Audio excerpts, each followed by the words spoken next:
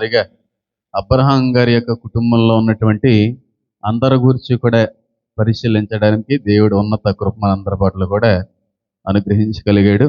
అబ్రహాము గారి యొక్క వంశావళి ప్రారంభం దశ నుంచి అబ్రహాము యొక్క వివాహ సమయం గడిచిన తర్వాత ఆయనకి కలిగినటువంటి కుమారుడు గురించినటువంటి విషయాలను కూడా మనం అన్నీ కూడా చక్కగా గమనించడానికి దేవుడు కృప అందించాడు. అబ్రహాము గారి యొక్క భార్యలు, ఆ సారమ్మకి అబ్రహాము గారికి పుట్టినటువంటి ఇస్సాకు, అలాగే అబ్రహాముకి ఇష్మాయేలుకి పుట్టినటువంటి ఇష్మాయేలు, వీళ్ళందరిని గురించి కూడా మనం ధ్యానించుకోవడానికైతే దేవుడు కృప అందించాడు. అయితే ఈరోజు మనం ధ్యానించుకునేటువంటి పేరు చాలా గొప్ప వ్యక్తికి సంబంధించినటువంటి పేరు అంటాను. అద్భుతమైనటువంటి జీవితం. నేను అంటాను, ఇంక అలాంటి వ్యక్తి ఆ కాలంలో ఇంకెవరో కూడా ఉండలేకపోవచ్చేమో అన్నట్టుగా జీవించిన ఒక గొప్ప వ్యక్తి అంటాను. అన్నిటికీ మించి అబ్రహాం గారి కుటుంబంలో ఆ వ్యక్తి తర్వాత ఇంకెవరైనానేమో అన్నట్టుగా జీవించినటువంటి ఒక గొప్ప వ్యక్తి. మామయ్య గారికి సరైన కోడలు అంటాను. అత్తయ్య గారు బ్రతుకుంటే ఎలాంటి కోడలు రావాలని కోరుకుందునో అలాంటి కోడలే రెబ్కా. ఎవరు ఆవిడ అనగా అబ్రహాము గారి యొక్క కోడలు, ఇస్సాకు యొక్క భార్య. మామయ్య గారికి తగిన కోడలు అంటాను నేను. అత్తయ్య గారి కానీ బ్రతుకుంటుంటే అత్తయ్య గారు ఏ విధమైనటువంటి కోడలను చూడాలని అనుకుందో, ఏ విధమైనటువంటి కోడలు రావాలి అని అనుకుందో, ఎలాంటి వ్యక్తికి అయితే నా కుమారుణ్ణి పెళ్లి చేస్తే బాగుంటుంది అని చెప్పి ఆవిడ అనుకొని ఉంటుందో అంతకు మించినటువంటి వ్యక్తే రెబ్కా అంటాను. చాలా ఉత్తమరాలు. నిజంగా బైబిల్ గ్రంథంలో చాలా ఉత్తమ స్త్రీలు కనబడుతున్నారు, కాదని అనట్లేదు. చాలా ఉత్తమ జీవితాన్ని కొనసాగించిన స్త్రీలు అనేక మంది బైబిల్ గ్రంథంలో కనబడుతున్నారు. కానీ ఒక విధంగా పోల్చుకుంటే రెబ్కా అంత ఉత్తమమైనటువంటి జీవితం మరి ఇంకెవరిలో కూడా కనబడకపోవచ్చేమో అన్నట్టుగా చూపించింది ఆవిడ యొక్క జీవిత సాక్ష్యాన్ని. అంత అద్భుతమైనటువంటి వ్యక్తి రెబ్కా. అబ్రహాము గారి యొక్క కోడలు, ఇస్సాకు గారి యొక్క చెప్పండి భార్య. ఈవిడ గురించి ఏమి నేర్చుకోవాలండి? ఈవిడ గురించి నేర్చుకోవడానికి ఏముంటాయండి అని ఆలోచన చేస్తే, వాళ్ళ భర్త గారి గురించిన విషయాలైతే ఏదైతే చెప్పుకున్నామో వాటికి ఒక 10 ఎక్కువ చెప్పుకునేంత గొప్ప జీవితం ఈవిడది. ఇస్సాకు విషయంలో నేను ఒక మాట అన్నాను, ఎంత చెప్పుకున్నా సరే కొత్త విషయాలు, కొత్త అనుభవాలు బయటకు వచ్చేటువంటి వ్యక్తి ఇస్సాకు. ఆయనకంటే కూడా గొప్ప వ్యక్తి ఈవిడ. ఆయన నుంచి మనం ఎన్ని నేర్చుకున్నామో ఈవిళ్ళ అంతకు మించి నేర్చుకోవచ్చు అని నేను అంటాను. ఇంతకీ ఈ రెబ్కా ఎవరికి సంబంధించిన వ్యక్తి? ఈ కోడలు గారు అబ్రహాం గారి కుటుంబంలోకి రావడానికి ఏ విధంగా వీలయ్యింది? అసలు ఈవిడ ఎవరి సంబంధికురాలు? ఎక్కడి నుంచి వచ్చింది? అబ్రహాము గారి యొక్క కుటుంబంలో ఆవిడ స్థానం పొందుకొని ఉన్నది అంటే ఖచ్చితంగా ఏదో ఒక గొప్ప విషయం, గొప్ప లక్షణం అనేటువంటిది ఆ వ్యక్తిలో ఉండాలి. ఈవిడ ఎవరి సంబంధికురాలు? ఏ వంశం నుంచి వచ్చినటువంటి వ్యక్తి? ఏ చోట ఉండేటువంటి వ్యక్తి ఆలోచన కానీ చేసినట్టయితే ఇంతకీ ఈవిడ ఎవరికి పుట్టింది అనేటువంటి విషయాన్ని జ్ఞాపకం చేసుకుని తదుపరి వాక్య లేఖనాల పరిశీలనకి వెళ్ళడానికి ప్రయత్నం అయితే చేద్దాం. రెబ్కా ఎవరు కంటే పుట్టింది? రెబ్కా యొక్క తండ్రి గారి పేరు చెప్పండి. నువ్వు ఆగవే బాబు, నువ్వు అనవసరంగా వచ్చావు మాకు. నువ్వు అలా ఉండు, ఇక్కడ వాళ్ళు ఇక్కడ పరీక్షించడం, నువ్వు అక్కడికి వెళ్ళి అక్కడ నువ్వు టాలెంట్ అక్కడ ఉపయోగించాలా? ఆవిడ చెప్పేసింది అనుకోండి. ఆదికాండము 22వ అధ్యాయము 22వ వచనాన్ని కానీ మనం చదివినట్టయితే అక్కడ రెబ్కా యొక్క ప్రారంభము, రెబ్కా యొక్క పుట్టుక, జనన వివరాలన్నీ కూడా చాలా చక్కనైన రీతిలో దేవుడు ఆ చోట నమోదు చేయడానికి ఇష్టపడ్డాడు. ఆదికాండము 22వ వచనాన్ని ఒకసారి త్వరగా చదవడానికి ప్రయత్నించండి. చదవాలి. 22వ అధ్యాయం 22వ వచనం. బెతూయేలు రెబ్కాను కనెను. 22వ వచనం అదొకటే 22వ వచనం. 23వ వచనం వేరు, 21వ వచనం వేరు. 22వ వచనంలో ఏముందంటే ఒకే ఒక మాట, బెతూయేలు రెబ్కాను కనెను. అంతేనా ఉందా? ఇంకంతకన్నా ఏమన్నా? 22వ వచనం అదొకటే.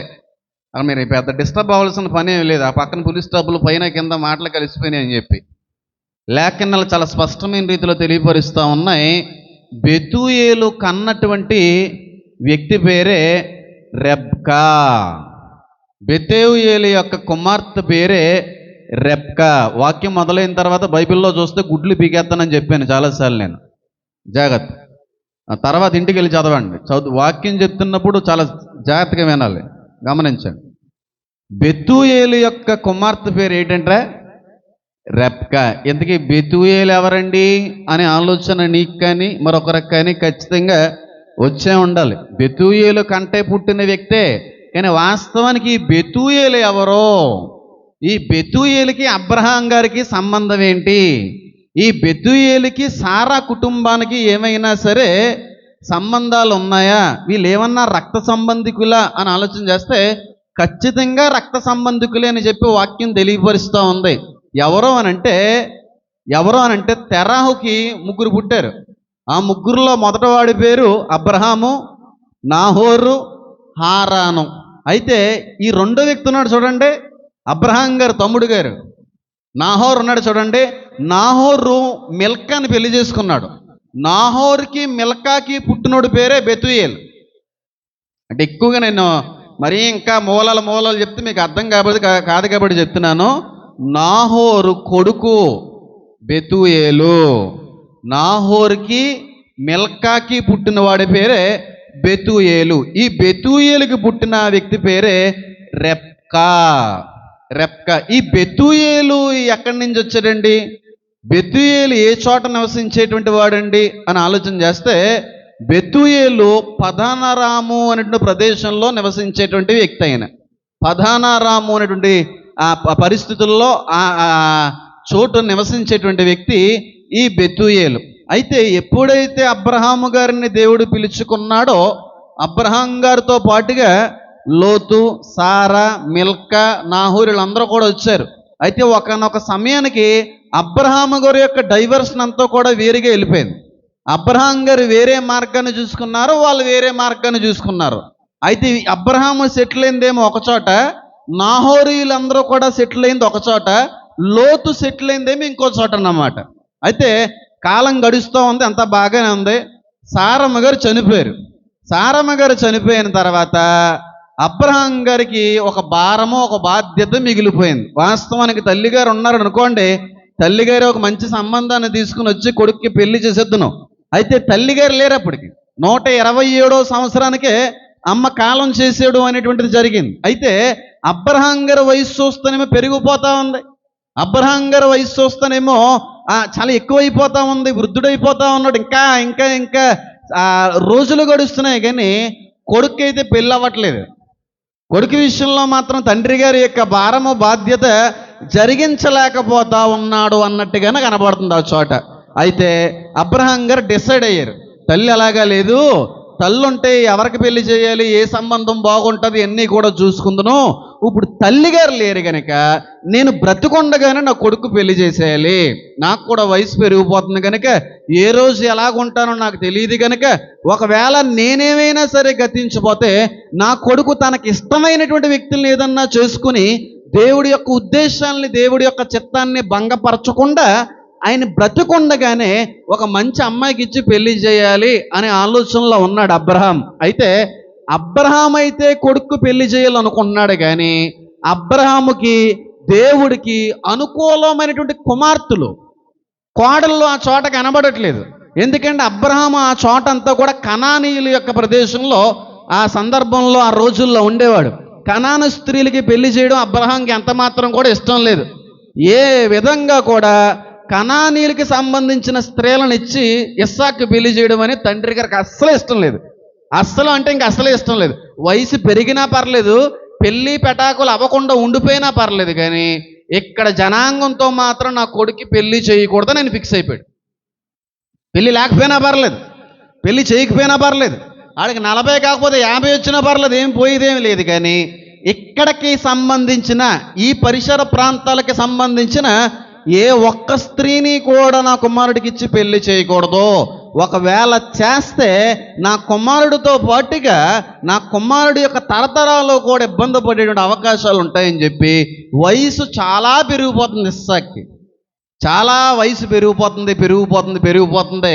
అబ్రహాముకి డౌట్ వచ్చేసింది, ఇంక అయిపోయింది నా సీను, ఇంక కష్టమే, ఇంక టైం కూడా అయిపోతుంది, దేవుడు పిలుపు కూడా దగ్గరలో ఉంది అని ఎప్పుడైతే అబ్రహాం గారు గమనించుకున్నారో, అబ్రహాము గారి యొక్క దాసుల్లో పెద్ద దాసుడైన ఎలియాజరును పిలుచుకుంటాడు. ఎలియాజరు కూడా ఒక దాసుడే, ఆయన కూడా దాసుల్లో నుంచి వచ్చినటువంటి వ్యక్తే, కాకపోతే నమ్మకమైన వ్యక్తి ఆయన. ఆ దాసుల్లోనే మొట్టమొదటి పెద్ద వ్యక్తి ఆయన, పెద్ద దాసుడు అన్నమాట, అంటే పెద్ద పనుడు అన్నమాట. అబ్రహాం గారి పిఏ అనుకోండి, ఒక అసిస్టెంట్ మేనేజర్ అనుకోండి. ఆయన ఎలియాజర్ని పిలిచాడు. ఎలియాజర్ని పిలిచి, ఎలియాజరా నాకైతే వయసు అయిపోతుంది, కొడుకైతే పెళ్లి చేయాలి అని అంటే, అదేంటి సార్ ఇక్కడే చాలామంది ఆడవాళ్ళు ఉన్నారు కదా, మీరు అంటే రాజుల యొక్క కుమార్తెలు సైతం పెళ్లి చేయడానికి, పెళ్లికి ఇవ్వడానికి ఇష్టపడుతున్నారు అని అన్నాడు. ఎందుకంటే అప్పటికే అబీమెలెక్కి అబ్రహాంకి మంచి ఒప్పందం ఉంది, అప్పటికే ఇస్సాక్కి అబీమెలెక్కి మంచి ఒప్పందాలు ఉన్నాయి, ఫ్రెండ్స్ వాళ్ళందరూ. కాబట్టి వాళ్ళలోనే ఏ స్త్రీని పెళ్లి చేసుకోవాలనుకున్నా సరే ఇచ్చేస్తారు వాళ్ళు. రాజు కుమార్తెలు సైతం ఇస్సాకుని పెళ్లి చేసుకోవడానికి సంసిద్ధంగా ఉన్నారు. అయితే ఎలియాజర్తో అబ్రహాం అన్న మాట ఏంటంటే, పొర్రాపాటును కూడా వారికి నేను ఇవ్వడానికి ఇష్టపడలేదు. మరి ఏం చేయమంటారో? ఏమీ చెయ్యొద్దు, నా భార్య లేదంటే నా యొక్క తమ్ముడు కూతురు ఒకటి ఉంది, అక్కడికి వెళ్ళి వీడి కొరకు ఒక మంచి స్త్రీని నువ్వు వెతికి రావాలని ఆయన అంటే, ఖచ్చితంగా జరిగిస్తానంటే, అలా కుదరదు, నువ్వు జరిగిస్తానంటే సరిపోదనైనా నాకు ప్రమాణం చేయాలి. నువ్వు ప్రమాణం చేసినప్పుడు మాత్రం నా మనసంతా కూడా కొంచెం కుదుట పడుతుంది, కొంచెం మనశాంతి, ఆ భారం అనేటువంటి తగ్గుతుంది అని అంటే, ఎలియాజరు తన చేతిని అబ్రహాం గారి యొక్క తొడ కింద చేయి పెట్టి ఒట్టు వేయడానికి ఇష్టపడతాడు. ఒట్టు వేసి ఆ వెళుతున్నటువంటి క్రమంలో అబ్రహాం గారు చెప్తారు, నీతో పాటుగా బంగారు వస్తువులను, సామాగ్రిని, కొంత దాసులను కూడా నువ్వు తీసుకెళ్ళానంటే, ఎలియాజరు కొన్ని ఒంటిల్ని, కొన్ని వస్తువుల్ని, కొంత బంగారాన్ని తీసుకుని పదానారాము అనే ప్రదేశానికి వెళ్తాడు. ఎందుకు వెళ్తాడంటే, ఇస్సాకి మంచి భార్యను తీసుకెళ్ళడానికి, అబ్రహాం గారికి మంచి కోడల్ని, మంచి సంబంధాన్ని తీసుకొని రావడానికి నమ్మకమైన ఎలియాజరు వెళ్ళడానికి ప్రయత్నిస్తూ ఉంటాడు. వెళ్తాడు. వెళ్ళిన తర్వాత జరిగింది ఏంటి అనేది వాక్య పరిశీలనలో మనం అంతా కూడా ధ్యానించడానికి ప్రయత్నం అయితే చేద్దాం. అబ్రహాం గారి యొక్క మాటకి విధేయత చూపి గౌరవించి అబ్రహాం గారి యొక్క కొడుక్కి మంచి సంబంధాన్ని తీసుకుని వెళ్ళడానికి ఇష్టపడిన వ్యక్తి ఎలియాజరు. ఒక మాటలో చెప్పాలి అంటే కోరి చేసుకున్న వ్యక్తి రెబ్కా. అబ్రహాం గారు చాలా కోరాడు, చాలా కోరుకున్నాడు. అలాంటి నాకు అక్కడ కోళ్ళు ఉందయ్యా, నా కొడుకు సరైనటువంటి వ్యక్తి ఉంటుంది ఆవిడ అని చెప్పి పంపించడం అనేటువంటిది కూడా జరిగింది. అయితే ఈయనకి అడ్రస్లు అయితే తెలియదు కాబట్టి అబ్రహాం ఒక మాట అంటాడు, నీకు ముందుగా ఒక దేవదూత కూడా నీకు వెళ్తుంది, నీ దేవదూత నిన్ను నడిపిస్తుంది అనే మాట కూడా అంటారు. చక్కగా ప్రయాణం అనేటువంటిది కూడా జరగడానికి దేవుడు ఒక చక్కటి కృప అందిస్తాడు. నేను అనుకుంటా ఉంటాను, ఈ సన్నివేశం చదివిన ప్రతిసారి కూడా నాకు ఒక ఆలోచన వస్తూ ఉంటుంది. రెబ్కా చాలా ఉత్తమరాలు, చాలా పరిశుద్ధురాలు, కన్యక అని కూడా మాట ఉంటుంది. ఇప్పటి వరకు ఏ పురుషుణ్ణి కూడా ముట్టలేదని ఉంటుంది. అంత అద్భుతమైనటువంటి మాట, లేకపోతే సాక్ష్యం రెబ్కాకి మాత్రమే వర్తిస్తుందేమో ఆది కాండంలో అన్నంతగా కనబడుతుంది. కన్యక అని ఉంది. కన్యకగానే ఉండాలి పెళ్ళి అయ్యే వరకు. దేవుడి ఉద్దేశము, దేవుడి యొక్క గ్రంథం చెప్పేటువంటిది కూడా అదే. ఇంక అందులో ఏమీ అరమరకలు ఏమీ లేవు. అయితే కన్యకై ఉన్నది, ఉత్తమరాలే ఉన్నది, చాలా మంచి స్వభావం కలిగినటువంటి వ్యక్తి అబ్రహాం గారు కోడలుగా వచ్చింది. చాలా సంతోషం, కాదని అంటలేదు. కానీ నాకు ఈవిడ జీవితాన్ని చదువుతున్న ప్రతిసారి కూడా ఒక ఆలోచన ఎప్పుడో కూడా దేవుడు తీసుకుని వస్తూ ఉంటాడు. ఏ ఆలోచన అంటే, ఎంత ప్రార్థన చేస్తుంటే అలాంటి కోడలు వచ్చిందని చెప్పి నేను అనుకుంటా ఉంటాను. సారమ్మ గారు బ్రతుకున్నప్పుడు కొడుకు వచ్చేటువంటి భార్య కోసం చాలా ప్రార్థన చేసి ఉంటుంది. ప్రభువా చాలా మంచి భార్య రావాలి నాయన, లేక పుట్టాడు ఒక కొడుకు, ఆ కొడుకు చాలా మంచివాడు, ఏ వ్యసనాలు లేవు, చాలా ఉన్నతమైనటువంటి రీతిలో పెరిగినటువంటి వ్యక్తి కనుక వచ్చేటువంటి కోడలు కూడా చాలా ఉన్నతమైనటువంటి వ్యక్తి అయి ఉండాలని చెప్పి ఆ ఇద్దరు తల్లిదండ్రులు ఎంత ప్రార్థన చేస్తుంటే అలాంటి కోడలు వచ్చి ఉంటుందో అనుకుంటాను నేను. ఎంత ప్రార్థన చేసుంటే, సారమ్మ ఎంత ప్రార్థన చేసుంటే, అబ్రహాం ఎంత ప్రార్థన చేసుంటే అలాంటి కోడలు వచ్చి ఉండొచ్చు అని నాకు అనిపిస్తూ ఉంటుంది. అంత ఉత్తమరాలు, అబ్రహాము కోరుకుంటే వచ్చినటువంటి కోడలు, అంత మంచి వ్యక్తి. నిజంగా కోరుకొని చేసుకున్న సంబంధాల్లో వాస్తవానికి అత్తమామల గారికి ఏం తెచ్చి పెడతా ఉంటాయి? తలనొప్పుల్ని తెచ్చిపెడతా ఉంటాయి. నిజంగా అంత తలనొప్పి తెచ్చిపెట్టేటువంటి కోడలు గారు కానీ వచ్చుంటుంటే అబ్రహాం గారు 175 సంవత్సరాలకి అది బతికవలసింది. 140 సంవత్సరాలకి ఏమైపోతున్నాయినా ఫోటోకి దండడిపోదును. 175 సంవత్సరాలు బతికాడంటే దాని కారణం ఏంటనుకుంటున్నారు? వచ్చిన కోళ్ళు చాలా మంచిది, పిక్కుని తినేసే రాక్షసి కాదే ఆవిడ. కొంతమంది కోరుకోరుకు చేసుకుంటూ ఉంటారు కొంతమంది ఆడవాళ్ళని. నాకు ఈ కోడలే కావాలి, ఎలాంటి కోడలే కావాలి, ఈ ఎత్తే కావాలి, ఇంత జుట్టు ఉండాలి, ఇంత లావు ఉండాలని చెప్పి అన్ని లావులు అన్ని ఎత్తులు బాగానే ఉంటాయి. వచ్చిన తర్వాత మామయ్య గారిని ఎక్కడ నొక్కాలో ఎక్కడ తొక్కాలో అక్కడ తొక్కేస్తూ ఉంటారు. మామయ్య గారికి దేవుడు సిద్ధపరిచిందేమో 100 సంవత్సరాల ఆయుష్. కోడలు గారు వచ్చిన కారణాన్ని బట్టి మామయ్య గారు 70 సంవత్సరాలకి ఏమైపోతారో దండడిపోతాయి గారికి. అయితే ఇంత కోరుకొని చేసుకున్నప్పటికీ కూడా మామయ్య గారిని చాలా బాగా చూసుకున్నటువంటి కోడలే ఈ రెబ్కా అని అంటాను. అయితే ఈరోజు రెబ్కా నుంచి మనం ఏమి నేర్చుకునే ఉద్దేశం ఉన్నాం? అసలు రెబ్కా జీవితం మనకి ఏమి నేర్పించాలనేటువంటి ప్రయత్నం చేస్తూ ఉంది అని ఆలోచన చేస్తా. మళ్ళీ చెప్తున్నాను, నాకు ఎప్పుడూ ఒకటి జస్టిఫై చేయలేకపోతున్నానమ్మా. క్యారెక్టర్స్ అయితే నేను పరిశీలిస్తున్నాను కానీ బైబిల్ గ్రంథంలో ఉన్నటువంటి వ్యక్తుల యొక్క జీవితంలో చదవడం అయితే నేను జరిగిస్తున్నాను కానీ జస్టిఫై చేయలేకపోతున్నాను, న్యాయం చేయలేకపోతున్నాను.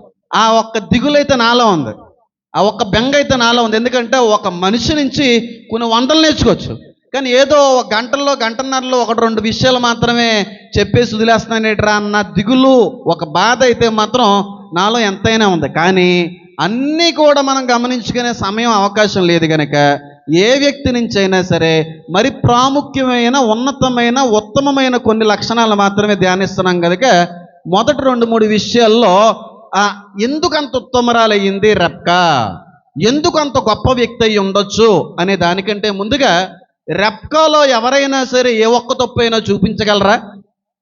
నేను అడుగుతున్నాను, రెబ్కాలో ఏ ఒక్క వ్యక్తి అయినా ఏ ఒక్క తప్పు అయినా చూపించగలరా?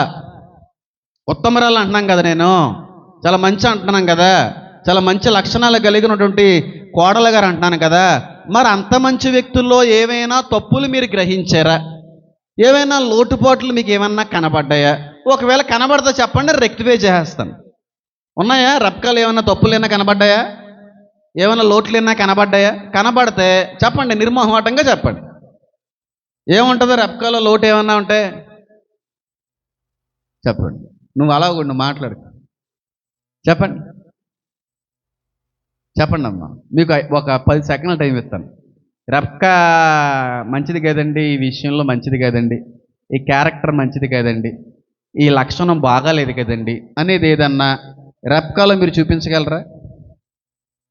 చెప్పండి, పర్లేదు, నేనేమన్నాం. ఒకవేళ రాంగ్ అయితే చిన్న కౌంటర్ వేస్తాను అంతే, అంతకుమించి ఏమన్నాం. ఆ కౌంటర్ కూడా నవ్వుకునే కౌంటర్ తప్ప మిమ్మల్ని సీరియస్గా తీసుకున్నాను నేను. చెప్పండి, ఏముంటుంది ఒకవేళ తప్పు ఉంటే? మీరు పెద్దలు కాబట్టి మీకు కౌంటర్ అయిన ఉంటే అది ఒకటే కనబడుతుంది. తన 2 కొడుకుల విషయంలో సమన్యాయం జరిగించలేదు. చిన్న కుమారుని ప్రేమించినట్టుగా పెద్ద కుమారుని ప్రేమించలేకపోయింది అనేదే ఎవరైనా సరే ఒక తప్పు చూపగలరేమో రెబ్కాలో. వాస్తవానికి అది కూడా తప్పు కదా. దాని వెనకాల చాలా చాలా చాలా అర్థమైతే ఉంది, కానీ దాని గురించి నేను పరిశీలించాలని అనుకోవట్లేదు. నిజంగా అమ్మగారు చెప్పారని కాదు, ఏ ఒక్కరైనా సరే రెబ్కాలో ఏ తప్పు అయినా ఉందా చూపించండి అంటే ఇది ఒకటే మాట్లాడతారు. ఏంటంటే, చిన్న కుమారుడిని ఏమో దీవించడానికి తండ్రిని భర్త గారిని మోసం చేసిందండి, పెద్ద కొడుకును మోసం చేసిందండి, చిన్న కుమారుడిని ఎంతగా ప్రేమించుంటే ఆ దీవెనలన్నీ కూడా చిన్న కుమారుడికి అందజేసిందండి భర్త గారితో, పెద్ద కొడుకుని మోసం చేసేసింది, అటు సొంత భర్త గారిని కూడా మోసం చేసి చిన్న కొడుకుని ఆశీర్వాదాల వైపుగా నడిపించేసిందని అంటారు. కానీ వాస్తవానికి నిజమే, కాదని అనట్లేదు. కానీ అలాగే ఎందుకు చేయవలసి వచ్చిందనేది ఎవరికీ తెలియదు. దాని వెనకాల ఉన్నటువంటి సత్యం ఎవరికీ కూడా తెలియదు. అయితే దాని గురించి నేను పరిశీలించను, అంత అవసరం లేదంటే చాలా అవసరం. అది ఆత్మీయ పాఠం, చాలా లోతైన అంశం కనుక దాని గురించి నేను చెప్పాలనుకోవట్లేదు. అది ఒక అద్భుతమైన పాఠమే. అబ్రహాం గారు ఎలియాజర్ గారు తొడ కింద చేయబెట్టుకోవడం చాలా అద్భుతమైనటువంటి పాఠం అది. అయితే వాటి గురించి నేను మాట్లాడలేదు. కానీ రెబ్కాలో నాకు బాగా నచ్చిన విషయాలు, రెబ్కాలో రెబ్కా జీవితానికి నేను బాగా ఆకర్షితుడైనటువంటి విషయాలు ఏదన్నా ఉన్నాయంటే ఒక 2-3 ఉన్నాయి. అందులో మొట్టమొదటి విషయం ఏంటి అంటే, ఏమీ కాదు, ప్రపోజల్ వచ్చిన వెంటనే ఇంట్లో చెప్పింది. ప్రపోజల్ వచ్చిన వెంటనే ఇంట్లో చెప్పింది. ఎంతమందికి అర్థమైంది? ప్రపోజల్ వచ్చింది తెలుసా? రెబ్కా గారిని పెళ్లి చేసుకుంటానని ఒకరు ప్రపోజ్ చేశారు ఆవిడికి. ప్రపోజ్ చేసిన వెంటనే చేసుకుంటాను అని అనలేదు, మా ఇంటి వారికి చెప్పాలని పరిగెత్తుకుని పోయిందంట. అంత అద్భుతమైన క్యారెక్టర్ రెబ్కా. ఎలియాజరు ఒక మాట అంటాడు, ప్రవ్వా పదానారాముకి నేను వెళతా ఉన్నాను, నా యజమానుడు చెప్పిన కుటుంబం, నా యజమాను కొరకు సిద్ధపరిచిన స్త్రీ ఏ చోట ఉందో, ఎక్కడుందో, ఏ కుటుంబానికి సంబంధించిన వ్యక్తో నాకు తెలియదు నాయనా, కాబట్టి నువ్వు ఎవరినైతే సిద్ధపరిచావో వారిని నా ఎదుగుటికి నడిపించండి మహాప్రభు అని చెప్పి ఒక మాట అంటాడు. ఏంటంటే, నాయనా నేను ఊర్లోకి వచ్చేసాను, నేను ఎప్పుడైతే నూతి దగ్గరికి వెళ్ళి నాకు కొంచెం దాహం వేస్తుంది నీళ్ళు ఇస్తారని అడుగుతానో, నేను ఎప్పుడైతే నా ఒంటెలకి నీళ్ళు కొంచెం సహాయం చేయండి అని అడుగుతానో, అప్పుడు ఆ మాట విని ఎవరైతే నా యొక్క దాహాన్ని, నా ఒంటుల యొక్క దాహాన్ని తీరుస్తుందో ఆవిడే నువ్వు సిద్ధపరిచినటువంటి వ్యక్తి నాయనా. ఇస్సాకు యొక్క ఎముకలో ఎముక ఆవిడే, ఇస్సాకు కొరకు మీరు సిద్ధపరిచినటువంటి భార్య ఆవిడే నాయన అని చెప్పి అనుకొని ముందుకెళ్తాడు. చాలా దూరం నడిచాడేమో, అదంతా కూడా డెజర్ట్ ఏరియా ఏమో. చాలా దూరం ప్రయాణం చేసిన తర్వాత ఒక బావి దగ్గరికి వస్తాడు. ఎవరో ఎలియాజరు బావి దగ్గరికి వచ్చిన తర్వాత చాలా మంది ఆడవారు నీళ్లు చేదుకోవడానికి వస్తారు. వచ్చిన తర్వాత నీళ్లు చేదుతారు. నీళ్లు చేదిన తర్వాత అంతా అయిపోయిన తర్వాత అబ్రహాము రెబ్కాకి ముక్కు పొడికెడతాడు. ఆ పెట్టేసి 2 గాజులు ఇస్తాడు ఆవిడికి. ఇచ్చి అంటాడు, అమ్మా నేను పలానా చోట నుంచి వచ్చాను, మా ఓనర్ గారు చాలా రిచ్ అమ్మా, మా ఓనర్ గారికి ఒకే ఒక్క కొడుకమ్మా, చాలా అందమైనడమ్మా, బోల్డ్ అంత ఆస్తి ఉంది, బోల్డ్ అంత దాసులు ఉన్నారు, బోల్డ్ అని గొడ్లు ఉన్నాయి, బోల్డ్ అంత బంగారం ఉంది, నువ్వు ఒప్పుకుంటే మా ఓడు పెళ్లి చేసుకుంటాడమ్మా అని అంటే, అలాగే సార్ ఎక్కడున్నారైనా అని చెప్పి పరిగెట్టే లేదు, వాళ్ళ ఇంటికి పరిగెట్టుకొని వెళ్ళింది. అంటే ప్రపోజల్ వచ్చినటువంటి మరుక్షణమే ఎగెత్తుకొని వెళ్ళిపోలేదు. ఎక్కడికి వెళ్ళింది? తల్లిదండ్రులకు చెప్పింది. అంత అద్భుతమైన లక్షణం రెబ్కాలో మాత్రమే ఉందంటాను నేను. దేనాలో లేని లక్షణం రెబ్కాలో కనబడుతుంది నాకు. ఉత్తమరాలు అని అనడానికి ఎంతకంటే పెద్ద సాక్ష్యం అవసరం లేదు.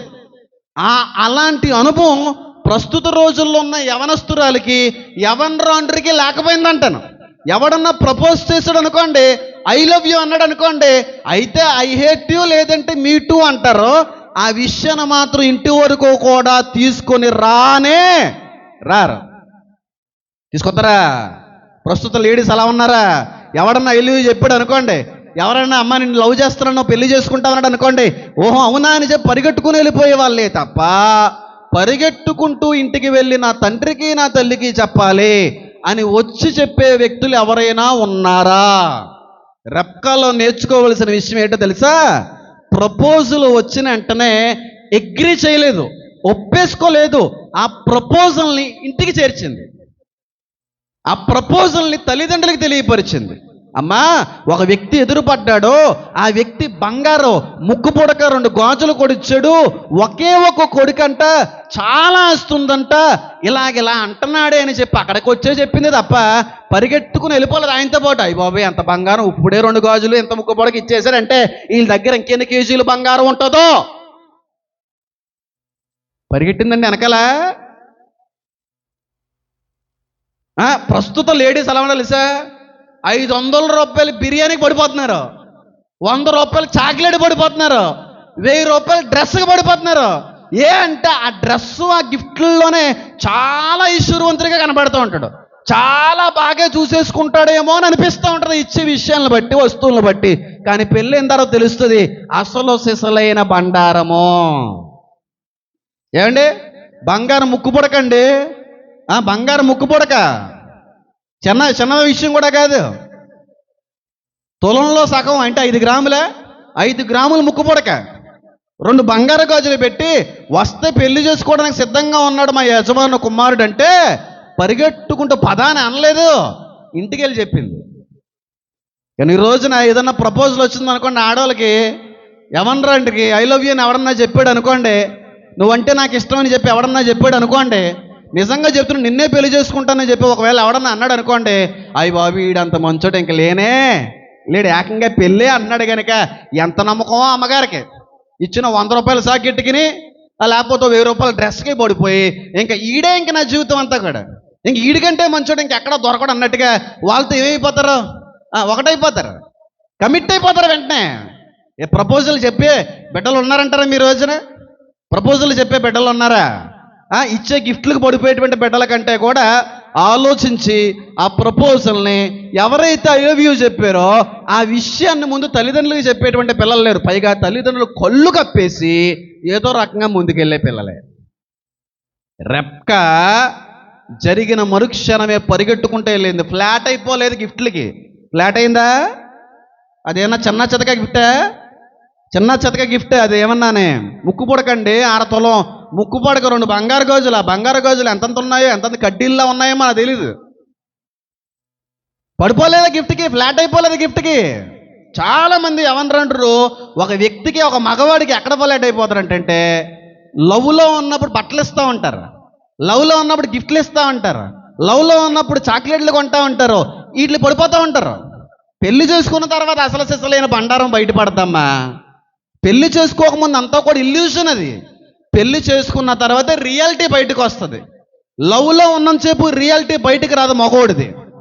లవ్ అయిపోయిన తర్వాత వివాహం చేసుకుంటాం చూడండి, మ్యారేజ్ అవుతుంది చూడండి, అప్పుడు కనబడుతుంది రియాలిటీ అనేది. పెళ్లి కాకముందు లవ్లో ఉన్నంతకాలం కూడా నీకంటే నాకు ఎవరో కూడా ఎక్కువ కాదు, నేను చాలా బాగా చూసుకుంటాను, మహారాణిలా చూసుకుంటాను, నువ్వు ఏదడిగినా కాదనకుండానే కొంటాను అని అంటాడు. లవ్ కాబట్టి అది.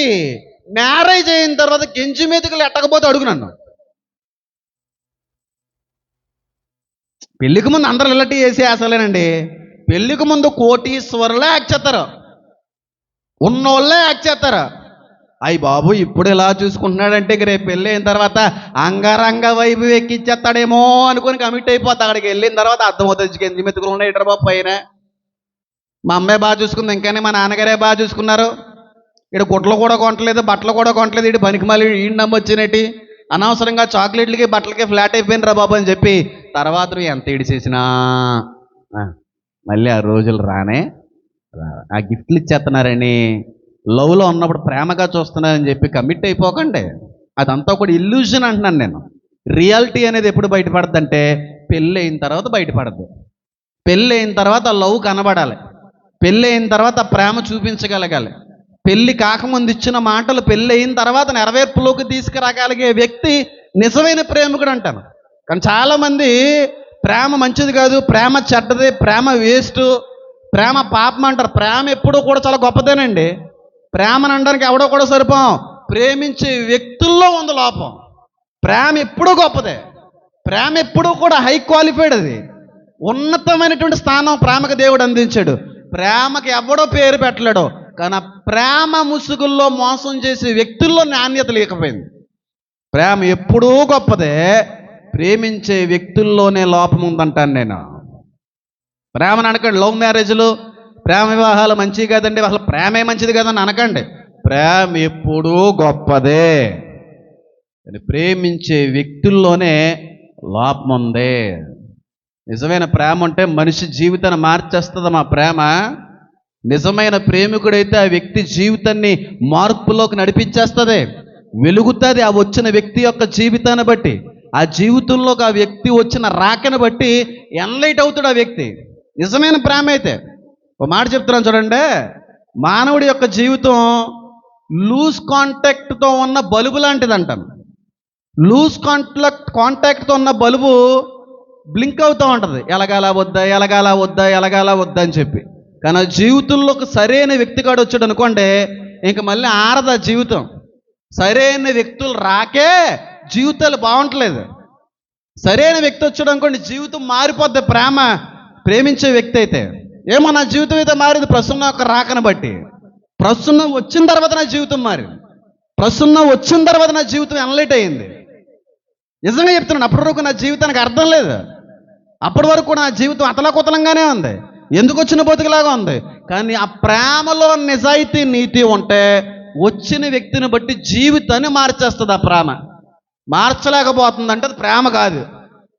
మారలేకపోతున్నావంటే ఆ వ్యక్తి గురించి అది ప్రేమ కాదు. అది ప్రేమను ఎప్పుడూ కూడా అనకండి. ప్రేమించే వ్యక్తుల్లోనే లోపం ఉంది తప్ప ప్రేమలో లోపం లేదు.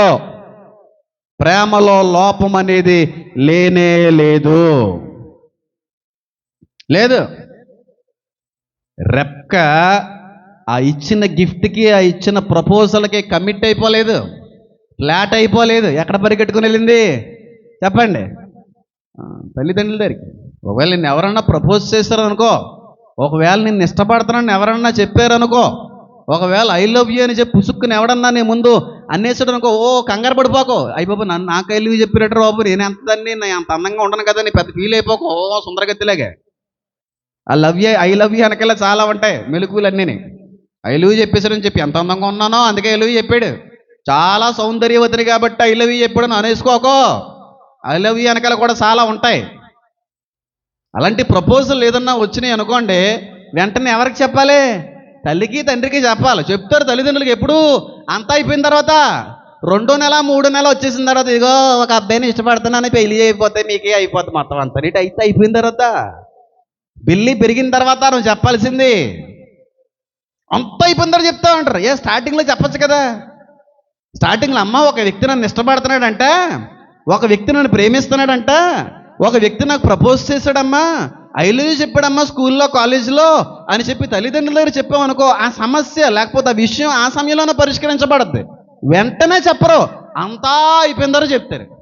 అంతా అయిపోయిన తర్వాత ఎందుకు చెప్పరంటే, ఒకవేళ చెప్తే తల్లిదండ్రులు స్కూల్ మానిపించేస్తారు, తల్లిదండ్రులు చెప్తే కాలేజీ మానిపించేస్తారు, లేదంటే ఆ పని చేయడానికి వెళ్ళినవారు బయటికి వెళ్ళనివ్వడానికి పంపించడం మానేస్తారు అని చెప్పి ఆదిలోనే చెప్పవలసిన విషయాలు చెప్పలేని కారణాన్ని బట్టే చివరి చేసి తలకి ముప్పు వస్తుందంటాను నేను.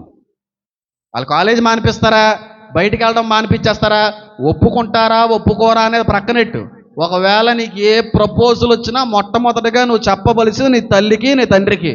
ఒకవేళ చెప్పకుండా ఆ లాస్ట్లో చెబుదాంలే, ఆ పెళ్లి సంబంధాలు వచ్చినప్పుడు అప్పుడు మాట్లాడదాంలే, అన్నీ అయిన తర్వాత చూసుకుందాంలే, ఇప్పుడు ఎందుకు చెప్పుకోవడం అని అనుకుంటే తల నొప్పిగా మారిపోతుంది. నిజం చాలా చోట్ల చూశాను నేను. చెప్పరు, ఏమీ చెప్పరు ఇంట్లోకి. ఇంట్లో మోసం చేయడం వీళ్ళకి ఇష్టం. వీళ్ళ పని ఏంటంటే తల్లిని తండ్రిని కలికప్పి ఏదో రకంగా జీవించడమే. ఉన్న విషయం చెప్పరు, కాలేజీలో జరుగుతున్న విషయాలు ఏం చెప్పరు, ఏమీ చెప్పరు. ఇంకా బాగా అర్థంలో చెప్తాను చూడండి. రెప్క ప్రపోజల్లోనే తల్లిదండ్రులకు తెలియజేసింది అన్నాం కదా. ప్రపోజల్లో తల్లిదండ్రులకు తెలియజేసిన తర్వాత కొంతమంది ఇష్టపడినట్టుగా ఉన్నారు, కొంతసేపు ఇష్టం లేనట్టుగా కూడా ఉన్నారు. మొత్తానికి దేవుడి చిత్తమే జరిగింది అక్కడ. చెప్పబట్టే కదా అది. అంతేగాని నేను నచ్చినోడు, డబ్బులు ఎక్కువ ఉన్నాయి, ఆశపడు అంట, బాగా చూసుకుంటాడని చెప్పి ఎలియాజర్తో వెళ్ళిపోయి ఉంటుంది, వేరేగా ఉందనేమో. చెప్పరు చాలామంది. కాలేజీలు స్కూళ్ళు మానిపించేస్తారు. బాబోయ్ మా ఇంట్లో చెప్తే ఇంకేమన్నా ఉందా, బయటకు కూడా వెళ్ళినవారు బాబోయ్ అని చెప్పి నీకు పెళ్లి చేద్దాం అనుకుంటున్నావే, అప్పుడు చెప్పరు. పెళ్లి సంబంధం తీసుకుని వద్దాం అనుకుంటున్నాం, ఏమన్నా నీకు ఓకే కదా అన్నప్పుడు ఓకే అమ్మ అంటారు. అప్పుడు కూడా ఈ మ్యాటర్ చెప్పరు. పెళ్లి చూపులకు వస్తారు, పెళ్లి చూపులు వచ్చినప్పుడు పిల్లని చూసుకోవడానికి అంతా బాగానే సెట్ అయిపోద్ది, అప్పుడు చెప్పరు.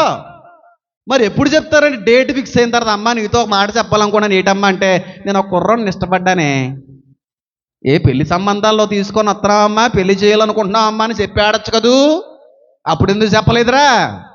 ఆ పెళ్లి చూపులకు వచ్చినప్పుడన్నా చెప్పొచ్చు కదా, కుర్రోడు నాకు ఇష్టం లేదు, నేను ఒక వ్యక్తిని ప్రేమించాను, అప్పుడు చెప్పదు. డేట్ ఫిక్స్ అయిన తర్వాత నేను ఒకరిని ఇష్టపడ్డాను, ఆనే చేసుకుంటాను. ఇప్పుడు ఇంట్లో పరువు ప్రఖ్యాత అన్నీ ఏమైపోయినా పర్లేదు, వాళ్ళకి పరువు ఏమైపోయినా పర్లేదు, ప్రతిష్ట ఏమైపోయినా పర్లేదు, గౌరవం ఏమైపోయినా పర్లేదు, బంధువులు ఎన్ని మాట్లాడినా సరే తల్లిదండ్రులు పెద్ద పట్టింపు ఏమండదు, మేము బాగున్నాం కదా చాలులే. ఏంటి లేని మాట అంటున్నాను, ఉన్న మాట అంటున్నా అండి? ప్రస్తుత రోజులు అలా జరగలేదండి. ఏంటండి, ఏదన్నా ఉందనుకోండి ఫస్ట్ ఇంట్లో చెప్పేసుకోండి, ఒప్పుకున్నా ఒప్పుకోకపోయినా చెప్పుకోండి. చెప్పుకోకుండా దాన్ని నాంచకండి. దాన్ని నాంచారు అనుకోండి, నీ నెత్తి మీదకి నీకే వద్ద కీడు. ఒప్పుకుంటారా ఒప్పుకోరా తర్వాత విషయం, కాలేజ్ చదివిస్తారా చదివించరా తర్వాత విషయం, స్కూల్కి వెళ్ళనేస్తారా వెళ్ళనవరా తర్వాత విషయం, బయటికి పంపిస్తారా పంపించరా తర్వాత విషయం. ఒకవేళ ఎవరైనా నువ్వంటే నాకు ఇష్టమని చెప్పి ప్రపోజ్ చేస్తే ఆ ప్రపోజల్ ఒప్పుకోకముందే నీ ఇంటికి చేరదు ఆ విషయాన్ని. అంతేగాని పెళ్లి సంబంధాలు చూస్తున్నప్పుడు కూడా చెప్పకుండా, పెళ్లి చూపులకు వచ్చినప్పుడు కూడా చెప్పకుండా, పెళ్లి డేట్ ఫిక్స్ అయిన తర్వాత చెప్పేవనుకో నీకేం అవ్వదమ్మా, తల్లిదండ్రులు ఉరేసుకొని చేస్తారు. ఇక కాదండి, నేను కూడా గ్రోనప్ చైల్డేనండి. నేను బచ్చగండి ఏం కాదు. నాకు తెలుసు, నాకు పెద్దరకం అనేది వస్తా ఉంది వయసుని బట్టి. ఎంత పరుగు పోద్దంటారా? పెళ్లి ఫిక్స్ అయింది మా అమ్మాయికి, పల్లా ఇంటివాడ అమ్మాయి, పల్లా ఊరికి సంబంధించినవాడు, పల్లా జాబ్ చేస్తున్నాడు, పల్లా ఊరిలో ఉంటారు, అంత ఆస్తుంది అంత ఆస్తుంది, ఎందుకు ఎప్పుడెట్టారే ముహూర్తాలు ఎప్పుడెట్టారు ఏ రోజు అని చెప్పిన తర్వాత ఈ తల్లన్నీ సంతోషాలు అన్నీ చెప్పేసుకుంటుంది. పలానా రోజు పెట్టుకున్నాం, పలానా రోజు పెట్టుకున్నాం, కుర్రోడు ఎంత బాగున్నాడో, ఎంత వస్తుందో అన్నీ అయిన తర్వాత ఇప్పుడు ఇలాగే పిల్లకాని చేసుకున్నది అనుకోండి, సమాధానం ఎంతమంది చెప్పాలండి? అది ఎంతమంది చీ అంటారండి? ఎంతమంది ఉమ్మేస్తారండి ముఖం మీద? ఎంతమంది ఎగతాళి చేస్తారండి? పిల్లను సరిగ్గా పెంచడం రాని దానికి నీకు ఎందుకే పిల్లలు అని అనరా? అంటారా? నేను పిల్లలకే చెప్తున్నాను ఈ మాట. రెప్క సమయానికి యవనరస్తురాలే ఉంది కాబట్టి, యవనరాండ్రే ఉంది కాబట్టి మొట్టమొదటి విషయం యవనరాండ్రి గురించి దేవుడు మాట్లాడుతున్నాడు. ఒకవేళ నువ్వు ఎవరినన్నా ఇష్టపడ్డావా, ఇష్టపడడం తప్పు అని నేను అనట్లేదు. ఇష్టపడడం తప్పు అని నేను అనట్లేదు. ప్రేమించడం తప్పు అని అనట్లేదు. నువ్వు ఇష్టపడిన వ్యక్తి దేవుడికి ఇష్టం కాకపోతే తప్పు. నువ్వు ప్రేమించిన వ్యక్తి దేవుడి ఉద్దేశంలో లేని వ్యక్తి అయితే తప్పు అవుతుంది. నువ్వు ఇష్టపడింది, నువ్వు ప్రేమించిన వ్యక్తి దేవుడు కూడా ఇష్టం అనుకో, మంచిదే. ఒకవేళ దేవుడికి ఇష్టం లేని వ్యక్తిని నువ్వు ఇష్టపడ్డావు అనుకో, నోరు మూసుకుని వదిలేయాలి. కాదంటే కుదరదు.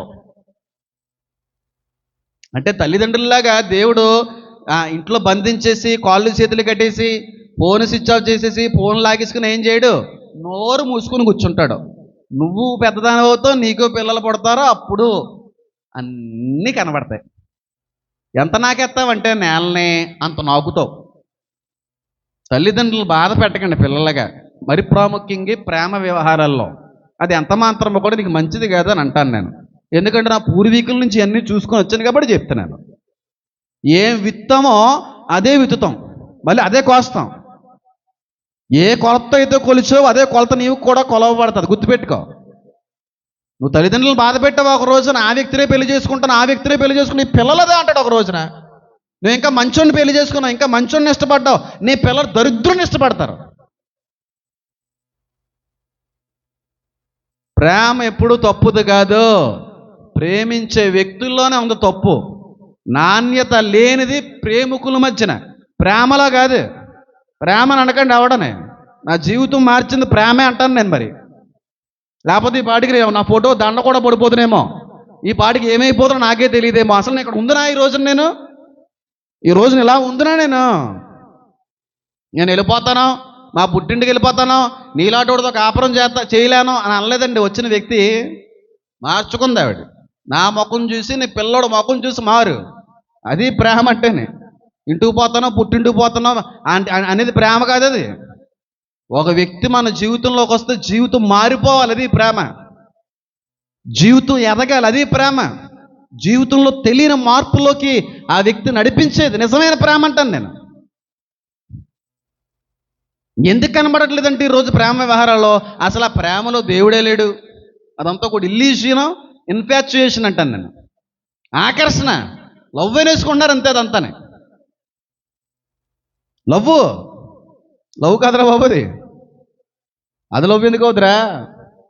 ఇష్టపడిన ప్రతి ఒక్కరు కూడా లవ్ అని వేసుకోకండి అమ్మా. లవ్లో నాణ్యత ఉంటుంది, లవ్లో నిజాయితీ ఉంటుంది, లవ్లో నీతి ఉంటుంది. లవ్ చేసిన వ్యక్తిని తప్ప మరొక వ్యక్తి మీద కూడా కన్ను లెగదే.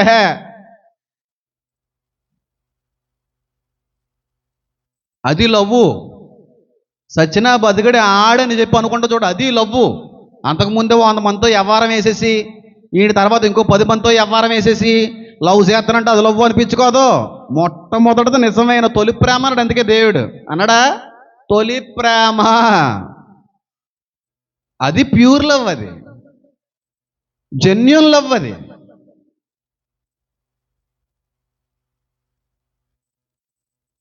యవనస్తులకి మరొకసారి దేవుడు తెలియపరుస్తున్నాడు, ప్రేమించమన్న ఉద్దేశం కాదు, కానీ నిన్ను ప్రేమిస్తున్నానని చెప్పి ఎవరన్నా నీ ఎదుట నిలబడితే ఆ విషయాన్ని మొట్టమొదటిగా చేర్చవలసింది ఎక్కడో తెలుసా? నీ ఇంటికి. ఒప్పుకున్నా ఒప్పుకోకపోయినా, తిట్టినా కొట్టినా చంపినా ఉన్న విషయం చెప్పే దాయకు. లోపల దాచేసి లాస్ట్లో చెప్తానంటే ఆ తల్లిదండ్రులు వీక్ మెంటాలిటీ గల అనుకోండి, అప్పటికే చాలా అనుభవించున్న వ్యక్తులు అనుకోండి, అలాగేనమ్మా నీ ఇష్టం మేము ఎందుకు కాదంటామా అమ్మ అని అంటారో, లోపలికి వెళ్ళి గెడ వేసుకుని ఏం చేయాలో చేసుకుంటారు. నీ ఇష్టం కాదని అనరు, నీ ఇష్టమే నా ఇష్టం అమ్మా, నువ్వు బాగుండమే మేము కోరుకుంటామని అంటారు. లోపలికి వెళ్ళి గెడ వేసుకుంటారు. అప్పుడు ఏడిద్దిగానే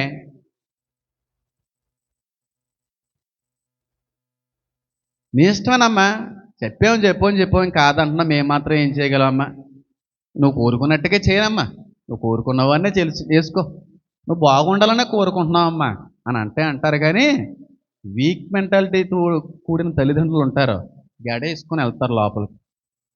అప్పుడు చచ్చిన తర్వాత శవాన్ని పట్టుకొని ఇంకా అమ్మ నాన్న నీ చెప్పినట్టే వింటాను, అమ్మ నువ్వు చెప్పినట్టే వింటానమ్మా, నువ్వు చెప్పిన సంబంధమే చేసుకుంటా అంటే చచ్చినోడు మళ్ళీ వెనక్కొత్తడెట్టండి?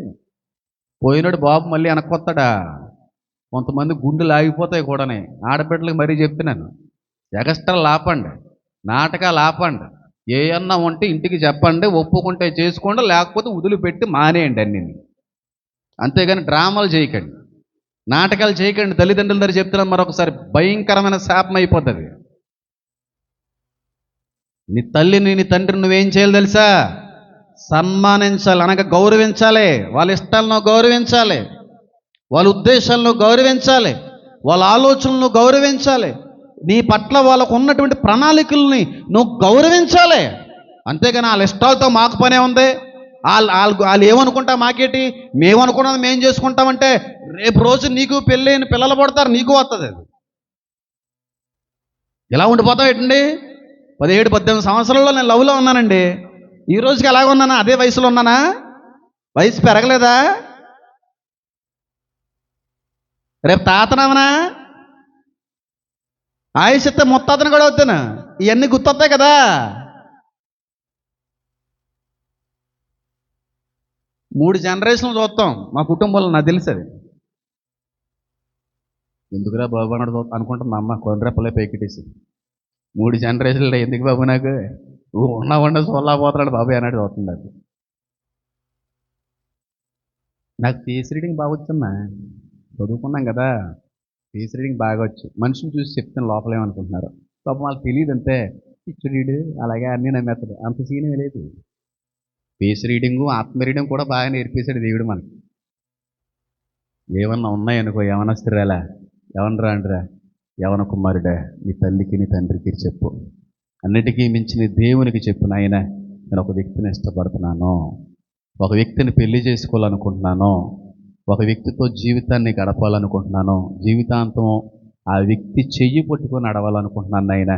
ఒకవేళ నా ఇష్టం నీ ఇష్టం అయితే అది కొనసాగింపు చేయండి, నా ఇష్టం నీ చిత్తాన్ని నీ ఉద్దేశాన్ని భంగపరిచేదైతే ఈ ఇష్టాన్ని ఇప్పుడే చంపేయండి. ఇంక మరొక మాట కూడా కాదు, జెన్యూన్ క్రిస్టియన్ మాట్లాడే మాట ఇది, నిజమైన క్రైస్తవురాలు పలికే చేసే ప్రార్థన ఇది. నేను ఇష్టపడే వ్యక్తి నీకు ఇష్టమైతే ఇష్టాన్ని అలాగే ఉంచు, నా ఇష్టం నీకు ఇష్టం కాకపోతే ఇష్టాన్ని చంపే. నీకు ఇష్టం లేదు, ఏది కూడా నేను చెయ్యాలని అనుకోవట్లేదు అని ప్రార్థించు. దేవుడి ఉద్దేశమా, దేవుడి చిత్తమా, దేవుడి ఇష్టమా కాదో నీకు తెలుస్తుంది. ఏ వ్యక్తినైతే నువ్వు ఇష్టపడుతున్నావో ఆ వ్యక్తి మీదే తెలియనంత చిరాకు పుడుతుంది నీకు, పుట్టించేలా చేస్తాడు ఆయన. ఏదో ఒక యాసం కనబడిపోతాడు కళ్ళు ముందు, ఆడ బండారం అంతా కూడా చూపించేస్తాడు దేవుడు. అప్పుడు ఉంటుందిట ఇష్టం, ఉన్నా సరే నాకు ఆడే ఇష్టం, నాది ఒరిజినల్ ప్రేమ, ప్యూర్ ప్రేమని చేసుకున్నావు అనుకో నీ ఇష్టం.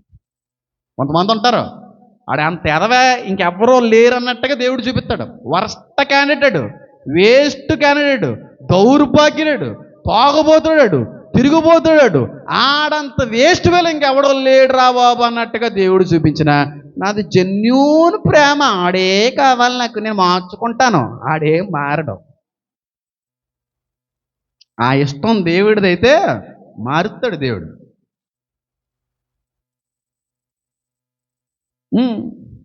వస్తున్న దగ్గర సాయిబాబు గుడికి అది వెళ్ళి మొక్కేసేదంట అక్కడ. పాపం ఆవిడ తెలియదు కదా ప్రార్థన అంతా అక్కడికి వెళ్ళిపోతుందని, బాబా గారికి వెళ్ళిపోతుందని ఈవిడ అనుకునేది. కానీ అసలైన దేవుడి దగ్గరికి వెళ్ళిపోతుందని తర్వాత రోజుల్లో తెలుసుకున్నాడు. ఒక మనిషి మన జీవితంలోకి వస్తే జీవితంలో మార్పు వస్తుందమ్మా. బల్బు లూజ్ కాంటాక్ట్ బల్బులో ఉన్న లైఫ్ ఫుల్ బ్రైట్నెస్లో వెలిగే బల్బులా మారుతుంది. జీవితంలోకి వెలుగు వస్తుంది, జీవితంలోకి మార్పు వస్తుంది. ఆ వెలుగులు నలుగురిని వెలిగింపజేస్తుంది. నిజమైన స్వచ్ఛమైన ప్రేమ. ఆ వచ్చిన వ్యక్తి దేవుని ఏర్పాట్లు ఉన్న వ్యక్తి అయితే ఎన్లైటన్ చేస్తుంది ఆ పరిచయం, ఆ రాక. అంతేగాని ఒక వ్యక్తి వల్ల మన జీవితం పాడవుతుంది. ఒక వ్యక్తి యొక్క పరిచయాలు బట్టి ఇబ్బంది పడతాం. అడుగు దేవుడిని. నువ్వు అడిగి దేవుడికి ఇష్టమైతే కొనసాగు. కష్టం ఇబ్బందిగా ఉందంటే చంపి ఇష్టాన్ని అర్జెంటుగా అడుగు. అన్నిటికీ మించి నీ తల్లిదండ్రుల దగ్గర ఏది కూడా చెప్పండి దాచిపెట్టద్దు. మళ్ళీ చెప్తున్నాను యవనస్తులకి యవనస్తురాలకి, ఎవరైనా నిన్ను ఇష్టపడినా నువ్వెవరైనా ఇష్టపడినా మొట్టమొదటిగా నీ తల్లికి నీ తండ్రికి తెలియపరచు. అంతా అయిపోయిన తర్వాత చెప్తానంటే తల్లిదండ్రులు ఏమీ చేయలేక చచ్చిపోద్దేమో ఏదన్నా అయిపోద్దేమో చెప్పి ఒప్పుకుంటారు. నీ పెళ్ళి అయిన తర్వాత వాళ్ళు వేసుకుని సత్తారు. ఒకవేళ వేసుకుని సాగకపోయినా జీవోత్సవంలా జీవితాంతం సత్తారు. ధైర్యవంతులైతే నెలలో ధైర్యవంతులైతే. మా అమ్మ ఒప్పుకోలేదండి, చేసింది ఆవిడ. ఇష్టపడిన పెళ్ళి తల్లిదండ్రులను ఒప్పించి చేసుకుందంత మాత్రం నన్ను ఇష్టపడలేదు. గెంటేసింది బయటికి, బ్యాగ్ విసిరేసింది బయటికి. నేను పన్ని కష్టాలు ఏంటో నాకు తెలుసు.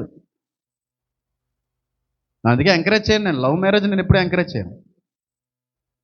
అందులో ప్యూర్ కంటే ఫేకే ఎక్కువ.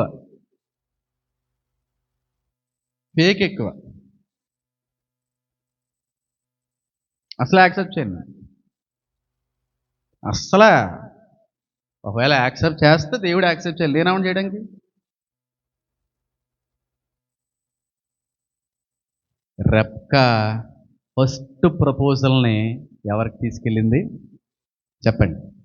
తల్లిదండ్రుల దగ్గర తీసుకుని వెళ్ళింది. పరిగెట్టుకుంటూ పద, ఎక్కడున్నాడు అబ్బాయి, పద పద పద అని చెప్పి ఎగేసుకుంటూ వెళ్ళిపోలేదు. ఆశపడని డబ్బును. ఆడవాళ్ళందరికీ ఇదే కావాలా? ఆడవాళ్ళందరికీ ఒక ఆలోచన ఏంటంటే ఆడికి డబ్బు ఉంటే, ఆడికి ఆస్తి ఉంటే బాగా చూసేసుకుంటాడు. డబ్బు ఉంటే ఆస్తి ఉంటే బాగా చూసేసుకుంటారా? డబ్బు ఆస్తి ఉంటే బాగా చూసేసుకుంటారండి? డబ్బు ఉన్న చోట ప్రేమ ఉండదమ్మా. ఆస్తి ఉన్న చోట ప్రేమ ఉండదు. గుడిసెలో ఉన్న ప్రేమ బంగళాల్లో ఉండదు తెలుసా? గెంజి మెతుకులు తినేటువంటి దంపతుల మధ్యన ఉన్న ప్రేమ బిర్యానీలు తినే కుటుంబాల్లో లేదు తెలుసా మీకు? పైకి అన్నీ ఉన్నట్టుగా వాళ్ళు కనబడతారు, వాళ్ళు లేనిది ఏదన్నా ఉందంటే ప్రేమే. బాగా డబ్బున్నవాడు, బాగా ఆస్తిపరుడు, మా పిల్లని బాగా చూసుకుంటాడు. ఏం చూసుకోడు. బాగా ఆస్తుడు అయితే ఆస్తిని బాగా చూసుకుంటాడు. నీ పిల్లని ఎందుకు చూసుకుంటాడు? నీ పిల్ల కాకపోతే ఇంకోటి వస్తుంది ఆస్తిని చూసి. ఆస్తిని చూసి ఎప్పుడూ కూడా సంబంధాల్లో ఒప్పుకోకండి. ఆస్తుల్ని అంతస్తులను చూసి పిల్లల్ని ఇచ్చి పెళ్లి చేద్దాం అనుకోకండి. ఆస్తులు అందరికీ ఆడలు మరీదారును. ఆస్తి ఉంటే చాలా బాగా చూసేసుకుంటాడు. ఏం చూస్తాడు రా? ఆస్తి ఉన్న వాళ్ళు గింజలు తినేవాళ్ళు ఉన్నారు, గెంజి మెతుకులు తినేవాళ్ళు ఉన్నారు. ఎందుకు అంత బిర్యానీ తినడం, అంత మాంసం తినడం? గెంజి తాగి తినేహా అని చెప్పి పిల్లలకి గెంజి అన్నం పెట్టి భర్తలు ఉన్నారు. మీకు ఏం తెలుసు? ఆస్తిపరులే. ఈ సంఘంలో కొంతమంది పేరు చెప్పలే, వచ్చేది సరిపోతుంది వాళ్ళకి జీతం. వాళ్ళు బ్రతికినట్టుగా ఎవరో బతకరు, ఉన్నవాళ్ళు కూడా బతకరు, అంత రిచ్గా బతుకుతారు. ఆ కుటుంబంలో ఉన్నటువంటి శాంతి, ఆ కుటుంబంలో ఉన్న హ్యాపీనెస్ డబ్బున్న వాళ్ళ కుటుంబంలో కూడా ఉండదేమో. ఉన్నది కొంచెమైనా సరే నమ్మకంగా హ్యాపీగా బతుకుతారు వాళ్ళు. శాంతి, సమాధానం, హ్యాపీనెస్, సంతోషం అనేది డబ్బు మధ్యన ఉంటుందని అనుకోకండి. ఏవీ లేని చోట నిజమైన ప్రేమ ఉంటుంది. అన్నీ ఉన్న చోట అసలు ప్రేమే ఉండదు ప్రేమ. తల్లిదండ్రులకి ఒక అలవాటు, వచ్చేవాడు బాగా డబ్బు ఉన్నవాడు ఉండాలి, పెళ్లి చేసేవాడు బాగా ఆశపడి ఉండాలి. బాగా నాలిక మడతెట్టాననుకో చూసుకోండి మరి, టంగ అసలు మంచిది కదండి అది. నా టంగ గురించి మతోన్మాదులు తెలుస్తలేదు. కెమెరా ముందు నటించనని తెలియగలిగే, కెమెరా ఒకసారి వెనక్కి వెళ్తేనే ఏటోళ్ళకి బాగా తెలుస్తుంది. సాఫ్ట్గా కనబడుతున్నాడు పౌరుల్లాగా. ఒక్కసారి కెమెరా ఆపితే పౌరు అయిపోతారు అర్థమవుతుంది. మీరు బాగుండాలని చెప్తున్నాను, పెద్దవాళ్ళకి చెప్తున్నాను, చిన్నవారికి చెప్తున్నాను. ఆస్తి ఉంది కదా అని చెప్పి రెబ్కా పరిగెట్టలేదు. ఒకే ఒక కొడుకు కదా, ఇంక పిల్లలు ఎవరు లేరు కదా, ఆస్తి అంతా కూడా వీడికే కదా అని చెప్పి ఈయనే చేసేద్దామని కూడా తల్లిదండ్రులు వెంటనే ఏం పంపించలేదు. 10 రోజులు పరీక్ష ఇచ్చారండి బాబు మహానుభావులు. ఏం గొప్ప ఫ్యామిలీ అండి అది. కొంతమంది ఇలాగే చాలా ఆస్తిగా అండి, ఎంతమంది పిల్లలు ఒకడేనండి. ఈ ఆస్తి అంతా కూడా ఈడొకడే, ఈడికే ఆస్తి అంతని ఒక్కడే కాబట్టే, ఒకే ఒకడండి ఆస్తికి అంతటికి ఈడేనండి అధికారి. ఇంకెవరు అక్కలో సెల్లులు ఎవరు లేరండి, తమ్ముళ్ళు లేరండి. ఒకే ఒక కొడుకండి. పోయి ఎంత ఆస్తిపరుడు, ఎంత గుణవంతుడు, ఎంత బాగుంటాడో, ముచ్చుకులా ఉంటాడు, ముచ్చుకులాగా, ఆ కొబ్బరి ముచ్చుకులాగా. ఎందుకు అంత అందంగా కనబడుతున్నట్టు వెనకాల డబ్బు అలాగా అందంగా కనబడేలా చేస్తున్నాడు. ఆడి గొర్రెలలాగా ఉన్నా సరే అయ్యి బాబాయ్ అంత డబ్బు మరి అలా ఆడేస్తుంటుంది వెనకాల తల ఆడేస్తుంటది. కోంట ముచ్చుకులా ఉంటాడు మొహం తాగలయ్యా. ఎంత అందమో. మళ్ళీ ఇలాంటి వాళ్ళు వస్తారా? వస్తారు. ఆస్తుంది కాబట్టి నువ్వు కాకపోతే ఇంకో 10 మంది తెచ్చిపెట్టుకుంటాడు. ఏం పోయింది? ఆస్తున్నాడు కదా. ఇంట్లో వెళ్ళాలో వంటింట్లో ప్రియరెల్లా ఉంటుంది అన్నమాట. బాగుంటుంది. అప్పుడు బాగా డబ్బు ఉన్నవాడు చేశాం కదా, బాగా తెక్క తీరిందని ఏడు దిగెళ్ళే. డబ్బులు చూసి పడిపోకండి, డబ్బులు చూసి చేసేసుకుందామని అనుకోకండి. తెక్క తీర్చేస్తారు డబ్బు ఉన్న వాళ్ళు ఆస్తిపరులు. గుర్తుపెట్టుకోండి, మిడిల్ క్లాస్ ఫ్యామిలీ ఏమీ లేని వాళ్ళకు ఉన్న ప్రేమ అన్నీ ఉన్న వాళ్ళు లేదు. నేను చూశాను కాబట్టి చెప్తున్నాను. మా అమ్మ ఒకటే అనుకునే చిన్నప్పటి నుంచి. మా అమ్మ అనుకున్న కోరిక ఏదన్నా నేను తీర్చలేకపోయానంటే ఒకటే, మా అమ్మకు ఉండేదని నాకు చెప్పలేదు ఆ మాట. అది నా తప్పు కాదు. మా అమ్మగారు కానీ నాకు ఆ మాట చెప్పుకుంటుంటే ఖచ్చితంగా మా అమ్మగారి యొక్క ఆలోచన నేను నెరవేర్చడానికి ఇష్టపడుతున్నాను. చెప్పలేదు, ఎప్పుడూ చెప్పలేదు. అంత అయిపోయిన తర్వాత చెప్పింది. ఎప్పుడు కూడా మా అమ్మగారు అనుకునేవారంట, నా కొడుక్కి చేసేటువంటి నాకు వచ్చే కోళ్ళలో చాలా బీదరాలే ఉండాలి, కట్టిక బీదరాలే ఉండాలి, గుడిసులో జీవించే వ్యక్తే ఉండాలి. అలాంటి కోళ్ళే తెచ్చుకుంటాను, అలాంటి వ్యక్తిని పెళ్లి చేయాలని అనుకునేదంట. మనం చెప్పాలి కదా. నువ్వు ఫీల్ అవుతావు.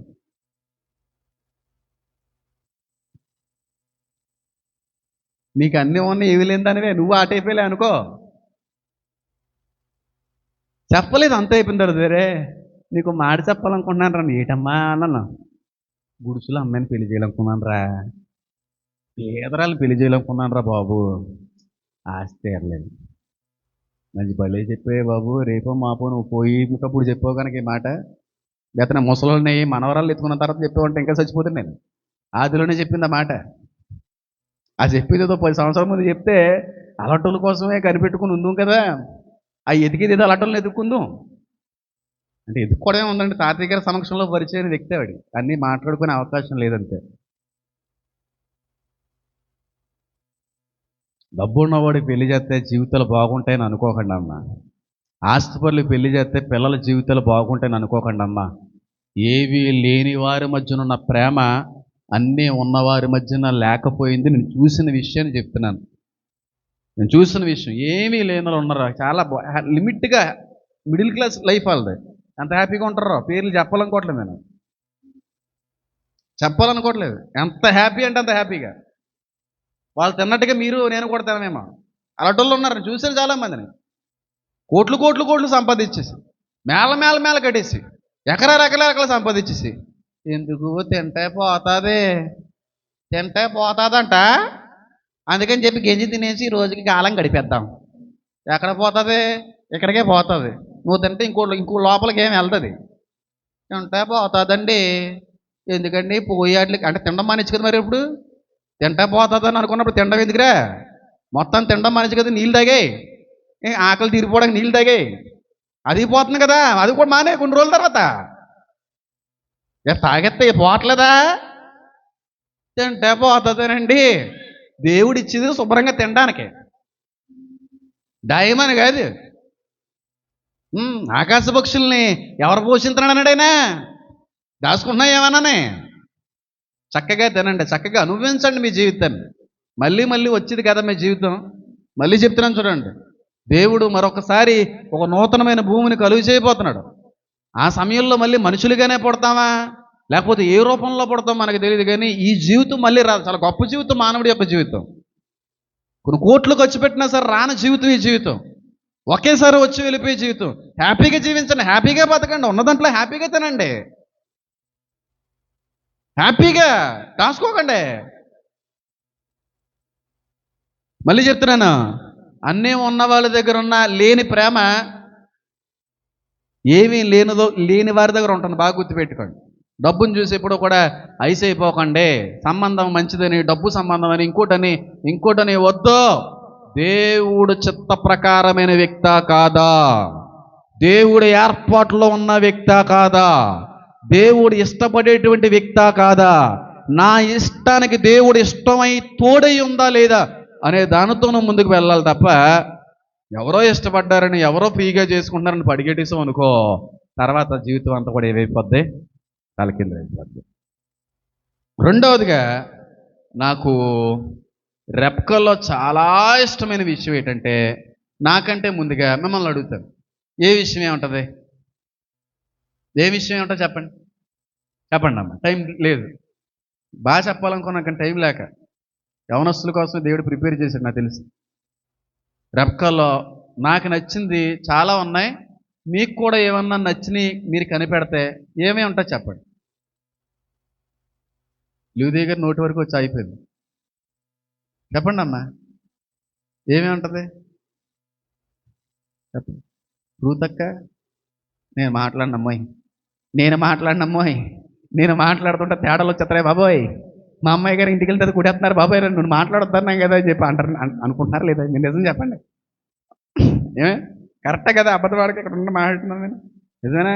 అది నాకు తెలిసాను, నువ్వు బొమ్మలాపురం రూపునని చెప్పండి, పర్లేదు, తప్పే ఉంది.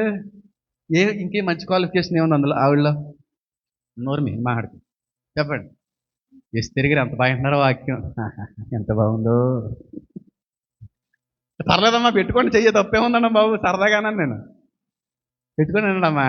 అలా ఆసక్తిగా వినేవాళ్ళు అంటే నాకు చాలా ఇష్టం. యేసుక్రీస్తురావు మాట అంటాడు, ఎందుకులే నేను మళ్ళీ ఎక్కడికి పోతాను. చెప్పండి, రెప్కాలో మీకు నచ్చిన ఒక మంచి విషయం చెప్పండి. కాలర్ సార్ మాట్లాడతలేదు, ఏమేంటది ఎవరికి? తల్లిదండ్రులు ఎంతవరకు చెప్పింది? తల్లిదండ్రుల మాట కది. తల్లిదండ్రులకి చెప్పిందంటే తల్లిదండ్రులు ఇష్టపడే వ్యక్తినే కదమ్మా. నాన్న బంగారు కొండ అంటే తల్లిదండ్రులు చెప్పిన పెళ్లి చేసుకోండి, మంచిది. అది కూడా చాలా మంచి లక్షణం. ఎత్తలేదు, మళ్ళీ నోరు ఎత్తలేదు, నాకు ఇష్టం ఉండదని అనలేదు ఆ పిల్ల. నీ ఇష్టం నా ఇష్టం అంతే, సూపర్ క్వాలిటీ ఆ పిల్లలో. నూతన అందాన్ని కాదు, కానీ నాకు రెప్కాలో నాకు బాగా ఇష్టమైంది, నన్ను బాగా ఆకర్షింపజేసినటువంటి ఒక చక్కటి అనుభవం ఏంటో తెలుసా? ముక్కు ముఖం తెలియనోడికి సహాయపడింది. ఆయన ఎవడో కూడా తెలదు, ఎక్కడి నుంచి వచ్చాడో కూడా తెలదు, ఎవరి సంబంధికులో తెలియదు. అమ్మ కొంచెం సాయం చేస్తామంటే నిర్మోహమాటంగా ఆలోచించకుండా సహాయపడింది. అంత మంచి క్వాలిఫికేషన్ ఆ పిల్లకి. పైగా ఆవిడ సహాయపడిన తీరు, సందర్భము, సమయము, అసలు నువ్వు నేనైతే చేయం అసలు సహాయం. ఆ సహాయమే చేయం, కష్టపడడానికి వచ్చిన సమయం అది. ఎంతో దూరం నుంచి నడుచుకుంటూ వచ్చి నీళ్లు చేదుకొని దూర ప్రాంతానికి వెళ్ళవలసిన సమయంలో ఎవరో సహాయం పెడితే బీపీ వచ్చి అరిసేలేదు, మాకేం పని పోవటం లేదనుకోవడం, ఎక్కడి నుంచి నడుచుకోతున్నాం అని అనలేదు, వెంటనే సహాయపడింది ఆవిడ. జరిగిన విషయం ఏంటంటే, ఎలియాజరు బావి దగ్గరికి వెళ్తాడు. బావి దగ్గరికి వెళ్ళి దేవుణ్ణి అడుగుతాడు, ఎవడైతే నేను దాహం తీర్చమని అడుగుతానో వెంటనే నా దాహాన్ని, నా ఒంటుల యొక్క దాహాన్ని ఏ స్త్రీ అయితే, ఏ యవన బిడ్డ అయితే తీరుస్తుందో ఆవిడ ఖచ్చితంగా నీ ఏర్పాటులో ఉన్న వ్యక్తి అయి ఉంటుంది నాయన అని చెప్పి ఒక మంచి నిర్ణయంలో ముందుకు వెళ్తాడు. ఆయన వెళ్ళిన తర్వాత చాలా అందగత్తి చక్కగా కడవ పెట్టుకొని ఆ నీళ్లు కూర్చోబెట్టుకుని వస్తూ ఉంది. అబ్రహాం గారు, ఎలియాజర్ గారు ఒక మాట అంటారు, అమ్మా దాహంగా ఉందమ్మా, కొంచెం నీళ్ళు పోస్తావంటే, ఇంతకీ మీరు ఏ ఒంట్లు అని అనలేదేవిడి. ఎవరి సంబంధికులు, ఎవరి తోలిక? వేస్ట్ ఫెయిల్ అలా అడుగుతావా ముక్కు మొక్కం తిన అని అన్నదా? అయ్యా అని చెప్పి ఎంత చక్కగా సహాయాన్ని అందించిందో ఆ సందర్భం అంతా కూడా మనం తెలియపరుస్తూ ఉంటుంది. ఆ రోజుల్లో నీళ్లు దొరకడం అనేది చాలా కష్టతరమైనటువంటి పరిస్థితులమ్మా. నీళ్లు దొరికేవి కాదు. నీళ్లు త్రాగుదామన్నా కూడా దొరకని పరిస్థితులు. ఎక్కడైనా నీటి ఓట దొరికితే, నీటి బావి దొరికితే ఇంక అంతకంటే ఆస్తి ఇంకెవరికీ లేదు. అంత ఖరీదు పరికేది ఆ ప్రాంగణం, ఆ పరిస్థితుల్లో, ఆ పరిసర ప్రాంతాలంతా కూడా. నీటోటి ఉందంటే ఆ రేట్ ఎక్కువ అక్కడ. అలాంటి ప్రదేశాల్లో నీరు దొరికేది కాదు. అందులో మధ్యాహ్నకాల సమయంలో, ఆ సమయానికి ఈవిడ చాలా దూరంలో మండుటెండలో వచ్చి నీళ్ళు తోడుకోనకు వచ్చింది. మీరు అనుకుంటా ఉంటారు ఈ సందర్భాన్ని చదివిన ప్రతిసారి కూడా, నూతిలోకి ఇలా తాడేసి సరసర మన అంటే నీళ్ళు దేగిషతోనో బకెట్తోనో పైకి వచ్చేసి ఉండొచ్చు అని అనుకుంటారు. అసలు అప్పుడు లేనే వాళ్ళటి ఆ టెక్నాలజీయే లేదు. ఇప్పుడు నువ్వు అంటే ఎవరికైనా సరే ఈ జనరేషన్ ముందు జనరేషన్ వాళ్ళకి తెలిసింది ఏంటంటే, నువ్వు ఎలా ఉంటుంది, బెల్ల ఎలా ఉంటుందంటే ఒక రౌండ్గా ఒక గోల్లాగా ఉంటుంది. ఆ బకెట్కి తాడు కడతారు, ఆ బకెట్ వదిలేసి పైకి అంటే నీళ్ళు వచ్చేస్తారు. నేను తోడి వాళ్ళ చిన్నప్పుడు అవన్నీ తోడి తాతయ్య గారు మొక్కలకి నీళ్ళు పోయించేవారు. సరదాగా ఉండేది ఆ రోజుల్లో. అందులో కూడా పడిపోయి చాలా చనిపోయానని చెప్పి ఎస్తరిగా తర్వాత చెప్పారు. గేదెలు కూడా పడిపోయినాయి కదమ్మా తర్వాత రోజుల్లో. ఆ నుయ్యి అంటే అలాగే ఉంటుందని మీరు అనుకునేవారు. కానీ ఆ రోజుల్లో నూతులు తాడుతోనూ బకెట్లతోనూ తోడుకునే పరిస్థితి కాదు. ఒక 30 అడుగులు లోతుకుండేది నొయ్య. పైకేమో గట్టు ఉండేది మన నొయ్యలు. వాళ్ళకి గట్టు కాదు, కిందకు ఉండేది నొయ్య. వాళ్ళకి అండర్ గ్రౌండ్కి ఉండేది నొయ్య. మెట్లు ఉండేవి వాటికి, కిందకి వెళ్ళడానికి మెట్లు ఎప్పుడైనా చూసా ఉంటారు మీరు. పెద్ద నొయ్యలు ఇక్కడ కూడా ఉంటాయి. ఆ పైనుంచి కిందకి మెట్లు ఉంటాయి. కిందకి నడుచుకుని వెళ్ళి ఆ కూజాతో నీళ్లు తీసుకుని భుజం మీద ఎట్టుకొని మళ్ళీ ఆ మెట్లు గుండా పైకి నడిచి ఇంటికి వెళ్ళాలి. ఈలోగా జారి పడిపోతే అయిపోయినట్టే. జారి పడిపోయిందంటే ఆ మనిషి అయిపోయినట్టే. ఇంకా తలకు దేనికో తగిలేద్ది. ఒకవేళ నీళ్లు కానీ బాగా లోతుకుంటే చచ్చిపోయినా చచ్చిపోవచ్చు.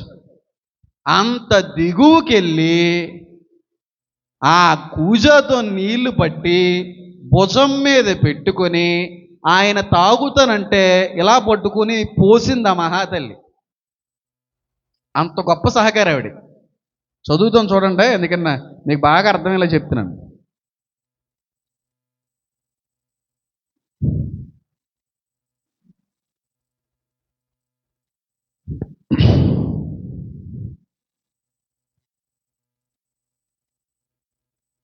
చదవండి ఆ వచనాన్ని. పైన మొత్తం అంతా చదువుకొని రానా. బంధువులు ఇంటనే నడిపించిన నేను అదంతా వద్దులే, నేను చదువుతున్నాను. 24వ అధ్యాయంలో ఆ మాట కనపడదు చూడండి.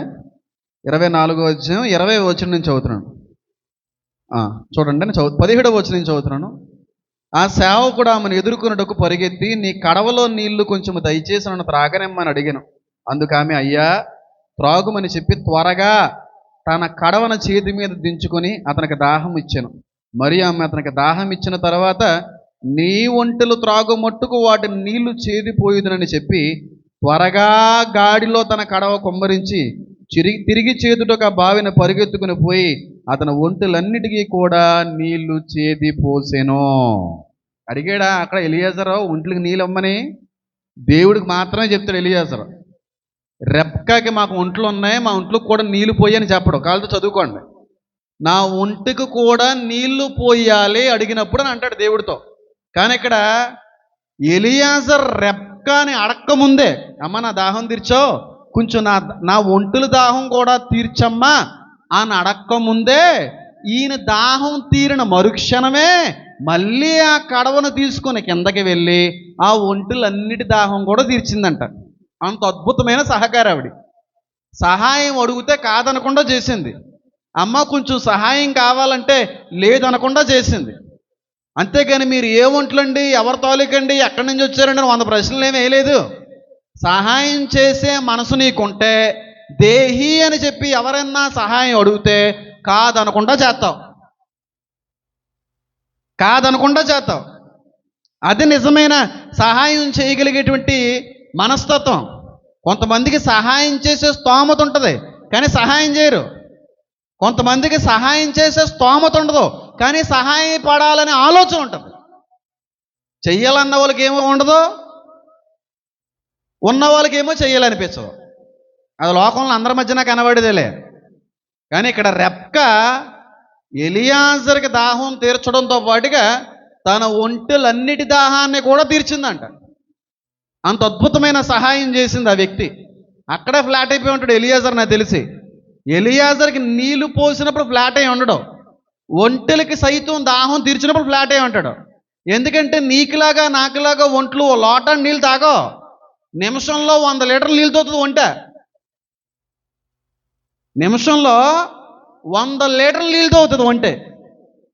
ఒంటె దాహం తీరాలి అంటే 200 నుంచి 300 లీటర్ల నీళ్ళతో అవుతుంది అది.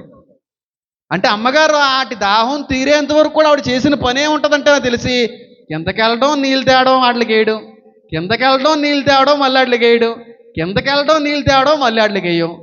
మీకు ఇంకా బాగా అర్థమయ్యేలా చెప్తాను చూడండి. ఇప్పుడు ఎలియాజర్ మనిషి కాబట్టి కూజాన్ని ఇలాగా వంపామనుకోండి నీళ్ళు వస్తాయి. ఇప్పుడు ఒంటి ఆ కూజుల్లో పెట్టుకొని తాగలదా? మనిషి తాగినట్టుగా ఇప్పుడు ఆ కడవని పట్టుకుని వెళ్ళి నీళ్ళు చేతుకుని వచ్చింది, చేతుల్లో పట్టుకుని నీళ్ళు పోసింది, ఈయన తాగేశాడు మనిషి కాబట్టి. ఇప్పుడు ఒంట్లు తాగలవా? కూర్చోబెట్టి తాగేంటి తాగలవా? ఎలా వేస్తే తాగుతాయి?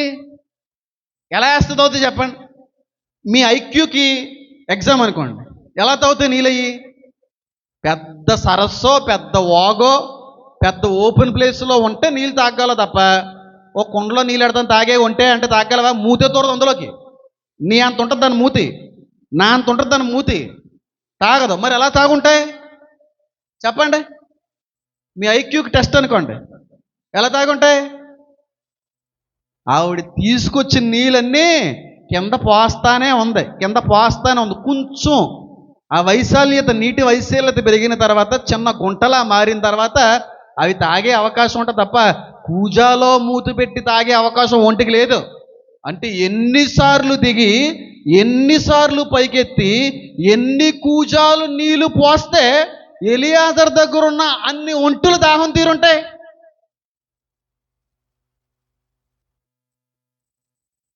బైబిల్ అలా చదివామనుకోండి అమ్మా, చదవడం మానాలనిపించదు, చదవకుండా ఉండలేం అసలు. ప్రపంచంలో అతి ఎక్కువ ఇంట్రెస్ట్ని కలిగజేసేటువంటిది ఏదన్నా ఉందంటే బైబిలే. అంత ఇంట్రెస్ట్ వస్తూ ఉంటుంది చదివికోల్ది. కూజాకి ఎంత ఉంటుంది మా మూతి? ఇక్కడ కడవాని ఉంది కానీ కూజ అది. అంటే కూజలు అంటే మీకు ఇంకా బాగా ఇంత ఎత్తుంటాయి కూజలు, పొడుగ్గా ఉంటాయి కూజలు చూడండి. బిందులు కాదు, కొండలు కాదు, కూజలు ఇలాగ ఉంటాయి, ఇంత హైట్ ఉంటాయి. వాటిని ఇక్కడ పెట్టుకుంటారు, తోడుకుని మళ్ళీ ఇక్కడ పెట్టుకుంటారు. ఎవరన్నా నీళ్ళు కావాలంటే ఇలా పోస్తారు అంతే, ఒక చేయి మీద ఆంచుకొని పోస్తారు. ఒకప్పుడు ఉండే కూజలు అని ఉండేవి, ఇప్పుడు ఉన్నాయో లేదో నాకు తెలదు. కానీ ఆ కూజల్లో ఒంటి నీళ్ళు తాగడం అనేది అసాధ్యం. కాబట్టి ఎన్నిసార్లు దిగి ఎన్నిసార్లు ఆ కూజలతో నీళ్ళు తెచ్చి పైకేస్తే ఆ ఒంటులు దాహం తీరుంటాయి. అంటే అంతా రాయడానికి అవకాశం లేదు కాబట్టి ఒక మాటతో పూర్తయిపోయింది అక్కడ. కానీ ఎంత జరిగిందో దాని వెనకాల మీకు తెలియదు. అంతా ఒక చిన్న వాగులో ఒక చిన్న గుంటలాగా మారినప్పుడే ఒంటి నీళ్ళు తాగడానికి అవకాశం ఉంటుంది. పైగా ఒంటి దాహం తీరాలంటే 300 లీటర్లు కావాలి. అందుకే ఎడారి ప్రాంతాల్లో నీళ్ళు దొరకవండి. ఒకవేళ ఎక్కడైనా సరే చిన్న నీటి ఊట కానీ ఎవరికైనా ఎదురుపడింది అనుకోండి, ఆడు చాలా పండగ చేసుకుంటాడు, చాలా సంతోషం. ఆ ఎదురుపడిన వ్యక్తికి ఒక 2-3 ఒంట్లు ఉన్నాయి అనుకోండి, ఆ ఒంటుల్లో 2 ఒంట్లు చంపేస్తారు. ఎందుకంటే ఆ ఒంటి వచ్చి ఆ నీటి ఊట దగ్గర మూతెట్టిందనుకో తాగడానికి ఇటు సుఖం ఉండదు, డ్రై అయిపోతాయి. ఇప్పుడు ఏసన్ గారు చెరువు ఉంది కదా, ఆ చెరువు దగ్గరకు 4 ఒంటులు పంపించాం అనుకోండి, సాయంత్రానికి డ్రై అయిపోతుంది చెరువు అంతనే. అంత నీరు తాగేస్తాయి. ఆ నీరంతా కూడా ఇక్కడ శాఖలో దాచుకుంటాయి. ఎడార ప్రాంతవాసులు అందరూ కూడా ఇంక నీరు లేని సమయంలో ఈ ఒంటిని చంపేసి ఈ పొట్టంతా కోసి ఆ నీటి బ్యాగ్ని బయట తీస్తారు, ఆ నీళ్ళు తాగుతూ ఉంటారు. తెలుసో తెలీదో, అది ఎక్కువ నీటిని దాచుకుంటుంది. అది 300 లీటర్స్ తాగుతుంది ఇంచుమించుగా అది. అందుకంటే ప్రయాణం అయ్యే ముందే ఆ ఒంటికి ఫుల్గా నీళ్ళు పెడతారు. ఒకవేళ మార్గ మధ్యలో ఒకవేళ దాహం తీరే పరిస్థితులు నీరు లేకపోతే కొన్నిసార్లు ఆ ఒంటిని చంపేసి ఈ పొట్ట చీరేసి ఆ ఒంటే ఆ శాఖనంతటిని బయట తీసి తాగుతూ ఉంటారు. ఒకవేళ ఆ వ్యక్తికి ఎక్కువ ఒంట్లు ఉంటే కొన్ని ఒంట్లు చంపేస్తారంట. ఎందుకంటే 2-3 ఒంట్లు ఉంటే నీళ్ళు ఆ వ్యక్తికి కూడా మిగల్చవయ్యి, అంత దాహం ఒంటలకి. వాటికి నీళ్ళు ఇవ్వలేం మనం ఒంటిలకి. అన్ని ఒంటిలకి వస్తువులు కూడా అబ్రహాం పెట్టిండు. ఒక ఒంటి మీద జరగదు అది. ఒక ఒంటి మీద వస్తువులు పెడితే ఈయన ఎక్కడ కూర్చుంటాడు? ఖచ్చితంగా చాలా ఒంట్లు ఉన్నాయి అక్కడ. ఒక ఒంటి మీద ఆయన కూర్చొని వచ్చి ఉండొచ్చు. మరి దాసులు అక్కడ కూర్చున్నారు. నా ఉద్యమం ప్రకారంగా 10-12 ఒంట్లు ఉంటాయి ఖచ్చితంగా. అన్నిటికి దాహం తీర్చిందండి ఆవిడ. దిగి నీళ్ళు తెచ్చి, దిగి నీళ్ళు తెచ్చి, దిగి నీళ్ళు తెచ్చి, ఈయన దాహం తీరింది కదా అమ్మాయి అని అనుకోలేదు. నాకు తెలిసి ఇవిడు వచ్చిన పని కూడా మర్చిపోయి ఉండొచ్చు. ఇంటికి నీళ్ళు తీసుకెళ్దాం అన్నది కూడా మర్చిపోయి, ఎందుకంటే పరిగెత్తుకుని వెళ్ళిపోయింది కదా. కూజ కూడా లేదు నాకు తెలిసి. పరిగెత్తుకుని కూజ ఎలా పట్టుకెళ్తుంది? అంత దాహాన్ని తీర్చింది మహాతల్లి రెబ్కా. ఒంటెళ్ళ దాహం తీరిన తర్వాత అప్పుడు పరిగెత్తినప్పుడు పరిగెట్టలేదు. ఎందుకంటే సహాయం మధ్యలో వెళ్ళకూడదని. సహాయం అడిగాడే వ్యక్తి మొత్తం సహాయపడాలి. నేను అంతే. ఆయన అడిగిన దానికంటే చేయవలసిన సహాయం అంతా కూడా నా చేతనంత సహాయాన్ని నేను అందించాలని చెప్పి చక్కగా చేసి వెళ్ళింది. తర్వాత వెళ్ళింది ఇంటికి వెళ్ళవలసింది అంతా కూడా. మీకు చెయ్యాలన్న మనసు ఉంటుంది, చేసే స్తోమత ఉంటుంది, కానీ చేయరు కొంతమంది దరిద్రులు. అదేటో తెలదు. సహాయం చేసేటువంటి మనసుండి సహాయం చేయడానికి వెనకాల వనరులు లేవు అనుకోండి, పెద్ద విషయం ఏం కాదు. కానీ వెనకాల కావాల్సినంత ఉంది. సహాయం కావాలని ఎవరన్నా చెయ్యి అడిగితే చెయ్యి చెప్తే సహాయం చేయడానికి ఏంటమ్మా? ఉండి పెట్టడానికి ఏంటమ్మా? నాకు తెలియకడుగుతాను. ఉండి నలుగురికి ఇవ్వడానికి ఏంటి నీకు తెలియకడుగుతాను. నీకు ఉంది అంటే నీకు ఆశీర్వదించమని పడేవంటే నలుగురికి దీవెనకరంగానే ఉండాలనే. ఉండేవరా ఎన్ని కబుర్లు చెప్తారు. ఒకవేళ ఇచ్చిరా నీకు కాబట్టి 3 రూపాయలు వడ్డీ, బయట వాళ్ళకైతే 10. సిగ్గుండక్కర్లేదు నీ మొఖానికి. అయిన వాళ్ళకి కూడా వడ్డీయే. బయట వాళ్ళకేమో 10 రూపాయలు వడ్డీయా, అయిన వాళ్ళకేమో 3 రూపాయలు వడ్డీయా. అంత అలాంటి దరిద్రులు ఉంటారండి బాబు. అయిన వాళ్ళకి కూడా సహాయపడడానికి వడ్డీలు కావాలి కొంతమందికి. అలా తిన్నది అరుగుతుందో లేదో నాకు తెలదు, కానీ పిల్లలకి మాత్రం శాపంగా మిగిలిపోతాయి అన్నీ. పిల్లలకి శాపాలు మిగిల్చేది ఇలాంటి వ్యక్తులే. ఉంటే సహాయపడ్డు, తప్పేం లేదు. ఎవరన్నా సహాయం చేయమని చెప్పి అడిగారు అనుకో, చేతనైనంత సహాయం చేయి. చేతనైనంత, చేయగలిగేంత కాదు, చేతనైనంత. నువ్వు ఎంత చేయగలవు అంత చేయి. రెబ్కా ఎంత చెయ్యాలో అంతకు మించి చేసి వెళ్ళింది ఇంటికి. అంతేగాని ఎప్పుడన్నా ఒకళ్ళు వచ్చి అమ్మ అని చెప్పి ఏదన్నా చేయి చాపాడు అనుకో, కాదనకుండా చేయండి అమ్మా, లేదనకుండా వచ్చండి. ఒకవేళ ఉంటే చేయండి, లేకపోతే వేరే సంగతి. సహాయం చేసే అవకాశాలు దేవుడు కొన్నిసార్లు బోల్డ్ కల్పిస్తూ ఉంటాడు. కళ్ళెదురకుండా లేని వాళ్ళు బోల్డ్ మంది రోడ్డు మీద కనబడతా ఉంటారు. ఈవిడేమో చాలా డిగ్నిఫైడ్గా మంచి చీర కట్టుకుని బాగా కోటీశ్వర్లా కనబడుతుంది. అప్పుడు వీడి దగ్గర చాలా గట్టిగా ఉంటుందిరా బాబు అని చెప్పి బాబా అని అడుగుతుంది. ఈవిడి దగ్గర 10 రూపాయలు ఉండమని తెలక అడుక్కునేవాడికి. అడుక్కునేవాడు ఏదన్నా ఎత్తే 100 రూపాయలు బిర్యానీ తిందామన్న రకమని తెలియక, అడుక్కునే వాళ్ళ దగ్గర కూడా వడ్డీ అడిగే మొహమని తెలియక, చలికాలంలో మజ్జిగ కేంద్రాలు పెట్టే మొఖాలు కొంతమంది, చలికాలంలో చలివేంద్రాలు పెట్టే మొఖాలంటాను వాళ్ళని. ఎవరో వచ్చి నువ్వు అమ్మ ఎవరన్నా వచ్చి మనల్ని అడిగారు అనుకో, దాని అర్థం ఏంటో తెలుసమ్మా? నువ్వు చేస్తావు అని నమ్మకంతో అడుగుతారమ్మా. నువ్వు చేసే రకం కాదు అని అసలు నీ దగ్గర రారు. బాగా గుర్తుపెట్టుకో. ఎవరన్నా నీ దగ్గరకు వచ్చి నాకు కొంచెం హెల్ప్ చేస్తావా, నాకు కొంచెం సహాయపడతావా అని వచ్చి అడిగారంటే దానికి కారణం ఏంటో తెలుసా? నువ్వు చేస్తావు అనే నమ్మకంతోనే వస్తారు. నువ్వు చేసే వ్యక్తివి కాదు అని అనుకో, అసలు నేను అడగడం కూడా ఇష్టపడి రావడమే. ఎంత నమ్మకం ఉంటే ఒకరు వచ్చి నేను సహాయం అడుగుతారు. ఎంత నమ్మకం ఉంటే ఏమన్నా నాకు ఏమన్నా ఉంటాయి, ఇవ్వ నాకు అర్జెంట్, మరి ఇచ్చేస్తాను, ఎల్లుండి ఇచ్చేస్తాను అని అడిగారు అంటే నువ్వు ఇస్తావని నమ్మకంతోనే. కానీ అంత నమ్మకంతో వచ్చిన వ్యక్తులకి కొన్నిసార్లు చాలా పెద్ద దెబ్బ తగులుతూ ఉంటుంది. లేవు, ఇప్పుడే వాళ్ళు ఎవరో వద్ద ఇచ్చేసాను, ఇప్పుడే ఆ చిట్టి కూడా వద్ద ఇచ్చేసాను, ఇప్పుడే ఇచ్చేసాను. ఒకటే గమనించండి, మళ్ళీ చెప్తున్నాను మాట. నిన్నెవరైనా నీకు ఎదురుపడి అమ్మా నాకు కొంచెం సహాయం చేస్తావా, ఇంతకు అవసరం ఉంది ఇంత ఇస్తావా అని అడిగారు అంటే దాని అర్థం ఏంటో తెలుసా? నువ్వు ఇస్తావు అనే నమ్మకం ఉంది కాబట్టి వచ్చారు. నువ్వు ఇచ్చే రకం కాకపోతే అసలు నీ దగ్గర రారు. అది ఇవ్వదే, అది పెద్ద బిజినెస్ సంఘానికి అధ్యక్షురాలు. అది పిల్లికే పిచ్చం పెట్టదు, అదేమిస్తుంది అనకే ఆ దగ్గరికి వెళ్ళకూడదు బాబాయ్, ఇంకా నయమే. ఎవరన్నా తెలియని అని అడుగుతుంది, దాన్ని అసలు అడగకూడదు, ఉన్నాయి వదరా బాబు అని చెప్పి రారు. కానీ నీ దగ్గరికి అడగడానికి వచ్చారు అంటే ఖచ్చితంగా నువ్వు ఇస్తావన్న నమ్మకం ఉంది కాబట్టి, నువ్వు ఇస్తావన్న నమ్మకం ఉంది కాబట్టి అడుగుతాడు ఎవడన్నాని. ఆ నమ్మకాన్ని ఒమ్ము చేసావు జీవితంలో మళ్ళీ నేను అడగడం. బాగా గుర్తుపెట్టుకోండి ఈ విషయం. నువ్వు ఇస్తావు అనే నమ్మకంతో ఒకవేళ ఎవరన్నా నీ దగ్గరికి వచ్చి సహాయం కోరితే నువ్వు ఇవ్వకపోతే మళ్ళీ అడగడాడు జీవితంలో అడగడు. చెయ్యండి, చేతనైన సహాయాన్ని చెయ్యండి. ఓపుకున్నంత వరకు నలుగురు సహాయపడండి. ఎవరన్నా సహాయం కొరకు ఎదురు చూస్తే కాదనకుండా సహాయపడండి. నేను చేయలేను, ఓపిక లేదు, డబ్బులు లేవు, మా ఆయన గారు లెక్క అడుగుతారు, ఇవన్నీ కాదు. నీ ఖర్చులకు లెక్క ఎలా చెప్తున్నావు అలా చెప్పుకో మీ ఆయన గారికి. మా ఆయన గారికి అన్నీ లెక్కేనండి, అన్నీ కూడా పొద్దులేనండి బాబు, అన్నీ చెప్పాలండి. మరి నీ యాసాలకి అన్నీ ఎలాగ దొంగ లెక్కలు ఎత్తనావు? నీ యాసాలకి ఎత్తనావు కాదు దొంగ లెక్కలో. అందులో ఎట్టేసి ఇందులో ఎట్టేసి ఈ లెక్క అందులో కలిపేసి ఆ లెక్క ఇందులో కలిపేసి అవి చేసేతనా? సహాయపడండి అమ్మా. సహాయం కొరకు ఎవరైనా ఎదురు చూస్తుంటే సహాయపడండి. రెప్ కావాలి.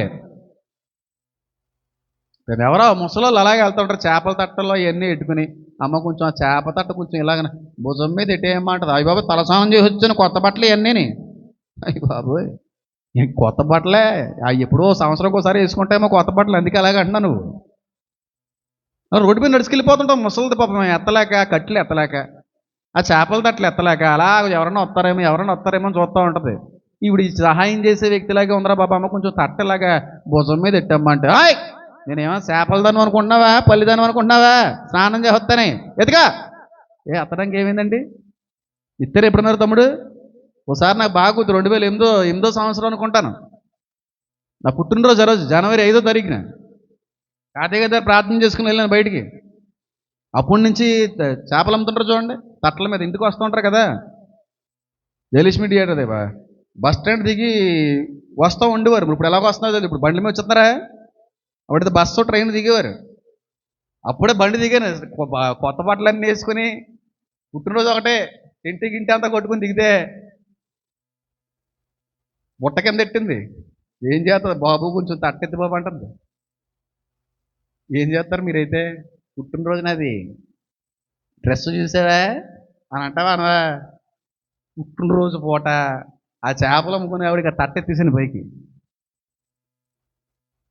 అడగదే కాదనకుండా చేయండి అమ్మా, సహాయపడండి, లేదనకుండా చేయండి. ఎవరు అడిగితే చేసేది కూడా సహాయం కాదంటాను. సహాయం కొరకు ఎదురు చూసేటువంటి వ్యక్తిని చూసి సహాయపడేవాడు నిజమైన సహాయకుడు. రోడ్డు మీద ఇప్పుడు ఎండాకాలం ఎంతమంది ఇల్లు లేక, బట్టలు లేక, చెప్పులు లేక ఎడుతూ ఉంటారు. ఓ 100 రూపాయలు ఎడుకుంటావు, చక్కటి చెప్పులు వచ్చేస్తాయి వాళ్ళకి. చక్కగా ఒక 100 రూపాయలు ఎడితే వాళ్ళకి ఎండాకాలం అంతా కూడా మన్నేటువంటి ఒక చెప్పులు వచ్చిందని అవుతాం. ఎండాకాలంలో రోడ్డు మీద వాడుతున్నారు. ఒక గొడుగు కొనలేవు, 200 రూపాయలు ఎట్టి గొడుగు ఇచ్చి ఎండలో ఉంటున్నావు అని చెప్పి గొడుగు కొనలేవు. ఎండలో మధ్యాహ్నం ఆ ఇల్లు లేక, గూడు లేక, కుటుంబాలు లేక రోడ్డు మీద ఏడుస్తూ ఉంటారు. ఒక చల్లగా ఒక వాటర్ బాటిల్లో లేదంటే చల్ల నీళ్ళు వెళ్ళి పోయలేవో అడగాలండి. నాలో నీకు ఫ్రిడ్జ్ ఉంది కదా, కొంచెం దాహం తీరుతుంది కదా, కొంచెం ప్రాణం ప్రశాంతంగా హాయిగా ఉంటుంది కదా, ఆ హాయిగా అనిపించినప్పుడు దేవానికి చెప్పి వాళ్ళు కానీ అనుకుంటుంది దీవెనే కదా నీకు. అల్ల ముందే కనబడుతుంటారు, చెప్పులు లేకుండా ఎండలో నడుస్తుంటారు. ఓ జత చెప్పులు 100 రూపాయలు ఎట్టు కొనడానికి ఏంటరా నీకు? ఓ 15 రూపాయలు ఎట్టు చల్లని వాటర్ బాటిల్ కొని ఇవ్వడానికి ఏంటి నీకు? ఇవ్వలేవు. అడగల నీ దగ్గరికి వచ్చి అడగల. కొంతమంది మరీ దరిద్రులు ఉంటారండి, బస్సు ఎక్కి వాళ్ళు, ట్రైన్ ఎక్కి వాళ్ళు, నేను చూస్తూ ఉంటాను. ఇంత డిక్కీ వేసుకుని కూర్చుంటారు కుర్చీలో, అదే బస్సు సీట్లో. ఆ ముసలి అలా నించొని ఉంటుంది, సావాలా బతకాలన్నట్టు ఊగుతూ ఉంటుంది ముసలిది. అమ్మ ముసలావిడే పెద్ద ఆవిడే కొంచెం కూర్చోమ్మా అని చెప్పి అందో, దాన్ని అలాగే చూస్తూ ఉంటే డిక్కీ వేసుకుని సీట్ అంతా పమేస్తూ ఉంటుంది. కొంచెం సీట్ ఆవిడకి ఇవ్వచ్చు కదా. నీ సీటు లేపి ఆ సీటు మీద ఆ అమ్మగారిని కూర్చోబెడితే ఏం పోయింది? ముసలోళ్ళు కళ్ళ ముందు కనబడుతున్నా వాళ్ళ ముందు దర్జాగా సీట్లో కూర్చుంటున్నావు అంటే నీ అంత పాపాత్ముడు ఎవడన్నా ఉంటాడండి? బస్సు ఎక్కుతున్నప్పుడు చూస్తుంటారు మీరు, ముసలోళ్ళు అలా పాప అలాగ పట్టుకుని ఎలాడుతూ ఉంటారండి. ఈ సీట్లో కూర్చుని ఇయర్ ఫోన్స్ పెట్టుకుని పాటలాడటం, ఫోన్ సొల్లేస్తూ ఉంటుంది. అమ్మ పెద్దావిడ పెద్ద వయసు వచ్చేసింది, కూర్చుంటాం మీరు నిలబడతాను ఒక మాట ఎప్పుడన్నా అన్నారా? అయ్యి బాబే లెగుస్తే మళ్ళీ ఎవడొకడు దుబ్బెత్తాడా సీటు దుబ్బెత్తాడా? ఏదో కొనేసినట్టే ఆ సీట్ అంతానే. చిన్న చిన్న విషయాల్లో ఎక్కడ ఎందుకు తప్పు అవుతున్నారో మీరు నాకు తెలియగడుగుతాను. కడుపుతూ ఉంటారు కొంతమంది మహాతల్లులు పాపం, ఆ బస్సులు అలా కడుపుని ఎలా పట్టుకుని అలా నిలబడతారు. ఆ సీట్ ఇవ్వలేవా?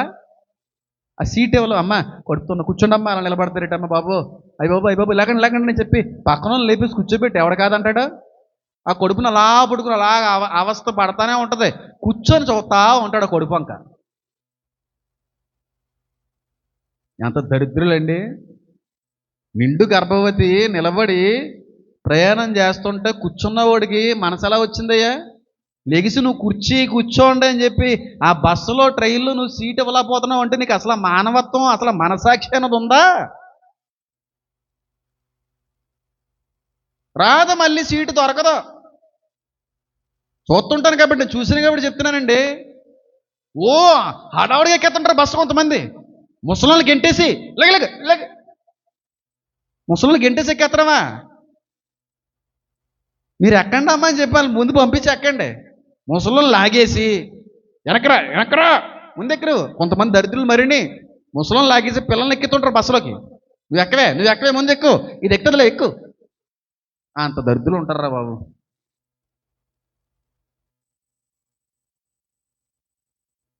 చెయ్యండి అలాంటి సహాయం. ఎవరన్నా ప్రయాణంలో నిండు గర్భవతులు నిలబడ్డారు అనుకో, కూర్చుంటామని మీ సీట్ని సాక్రిఫైస్ చేయండి. మీ ఆస్తులేని సాక్రిఫైస్ చేయక్కర్లేదు. ముసలోళ్ళు ఎవరన్నా ఎదురుగా నిలబడ్డారు అనుకో, అమ్మ కూర్చోండి అమ్మ అని చెప్పి కూర్చోబెట్టండి. ఎంత దూరం వెళ్తే అంత దూరం వెళ్ళలేమండి. అంతకంటే గొప్ప మనస్తృప్తి, మనశ్శాంతి, ఆత్మతృప్తి ఇంకేది ఇందులోనూ దొరకదు. అంతేగాని కళ్ళ ముందు అలా 8 నెలలు ఉంటాయి, 7 నెల 8 నెల ఉంటుంది. ఈ సొల్లు కబుర్లు అన్నీ కూర్చొని మాట్లాడతావా? 7 నెల 8 నెల అనుకునే వాళ్ళు కూర్చోబెట్టచ్చు కదా బాబా. బావండి ఎంత ఉందో చూసో, పొట్ట బాగా తింటుంది అనుకుంటా. నా జీడిపప్పులు వేయని మొగుడు తెచ్చి పెడతా తినరటి. అది ఏంత ఉంటుందో నీకు ఎందుకురా? నువ్వు సీట్ ఎత్తావా ఇవ్వా? కొడుపంగు చూసి ఆ కొడుపులో ఉన్న పిల్లడికి దిష్టి తగిలేద్ది. కొంతమంది కొళ్ళు అలా ఉంటారా బాబు. నాకున్న అనుభవాలు మీలో ఉండాలని ఆశపడుతున్నానమ్మా. నేను ఏదో చెప్పాలని చెప్పట్లేదు. నాకు అలాంటి వ్యక్తులు ఎవరన్నా కనబడితే మనసు ఊరుకోదు నాకైతే. లెగిసి ఇవ్వండి. కొన్నిసార్లు నేను ఒకప్పుడు కాలేజ్ డేస్లో బస్సు అది ఎక్కినప్పుడు కూర్చోమన్నా సరే కూర్చునేవాడిని కాదు నేను. ఏమో ఎవరన్నా పెద్దలు వస్తే కూర్చుంటారు, నేను ఎందుకు మళ్ళీ కూర్చొని ఇబ్బంది పడ్డాను. దూరం కాకినాడ నిలబడి వెళ్ళేవాడిని నేను. డబ్బులు నేను ఇచ్చేవాడిని టికెట్కి, ఫ్రీగా ఏం కాదు. నిజం చెప్తున్నాను, లేని మాట ఏం కాదు. నేను ఆ రోజుల్లో అబద్ధంగా మీకు అనిపించి ఉండొచ్చు. రోడ్ల మీద కొన్నిసార్లు ఫ్యామిలీతో బండ్లు ఆగిపోతూ ఉంటాయి చూసారా? ఫ్యామిలీతో ఉంటారు, భార్యతో ఉంటారు. అంటే పెట్రోల్ అయిపోయి పాపం చిన్న పిల్లలు, మంచి వయసులో ఉన్నటువంటి భార్య రోడ్డు మీద ఆగిపోతూ ఉంటారు. ఎప్పుడన్నా అయ్యో ఫ్యామిలీతో బండి మీద రోడ్డు మీద అయిపోయాడని చెప్పి, సార్ ఎక్కడ వరకు సార్ అని చెప్పి ఒక 20 రూపాయలు 50 రూపాయలు పెట్రోల్ తెచ్చి ఇచ్చిన మొహాలమి ఎప్పుడన్నా నేను బోల్సార్లు ఇచ్చాను. మీరు నమ్మినా నమ్మకపోయినా. ఇప్పుడు పెట్రోల్ నాకు తెలిసి 110 రూపాయలు ఎంత ఉందేమో. అప్పుడు పెట్రోల్ 55 రూపాయలు, 20 రూపాయలకి 1/2 లీటర్ డబ్బా వేసేవాడు. నాకు ఎప్పుడన్నా నా బండి పెట్రోల్ అయిపోతే వెంటనే వేసుకోవడానికి కాదు, ఆ 1/2 లీటర్ డబ్బాలో పెట్రోల్ వేసుకుని బండ్లు ఉంచుకునేవాడిని నేను. బండ్లు ఉంచుకుని ఎప్పుడన్నా ఇలాంటి వారికి కనబడితే వాళ్ళకి ఇద్దామని అలా ఇచ్చిన సందర్భాలు చాలా ఉన్నాయి నా జీవితంలో. కొన్నిసార్లు డబ్బులు కూడా ఇచ్చేసేవారు. బాబు ఇది తీసుకో బాబు, నాకెందుకంటే బాబు నాకు కనబడ్డారు ఇచ్చాను. కొంతమంది ఇచ్చేవాళ్ళు ఉంటారు, కొంతమంది థ్యాంక్స్ చెప్పి వెళ్ళిపోయేవాళ్ళు ఉంటారు. పోనే సహాయపడ్డాం.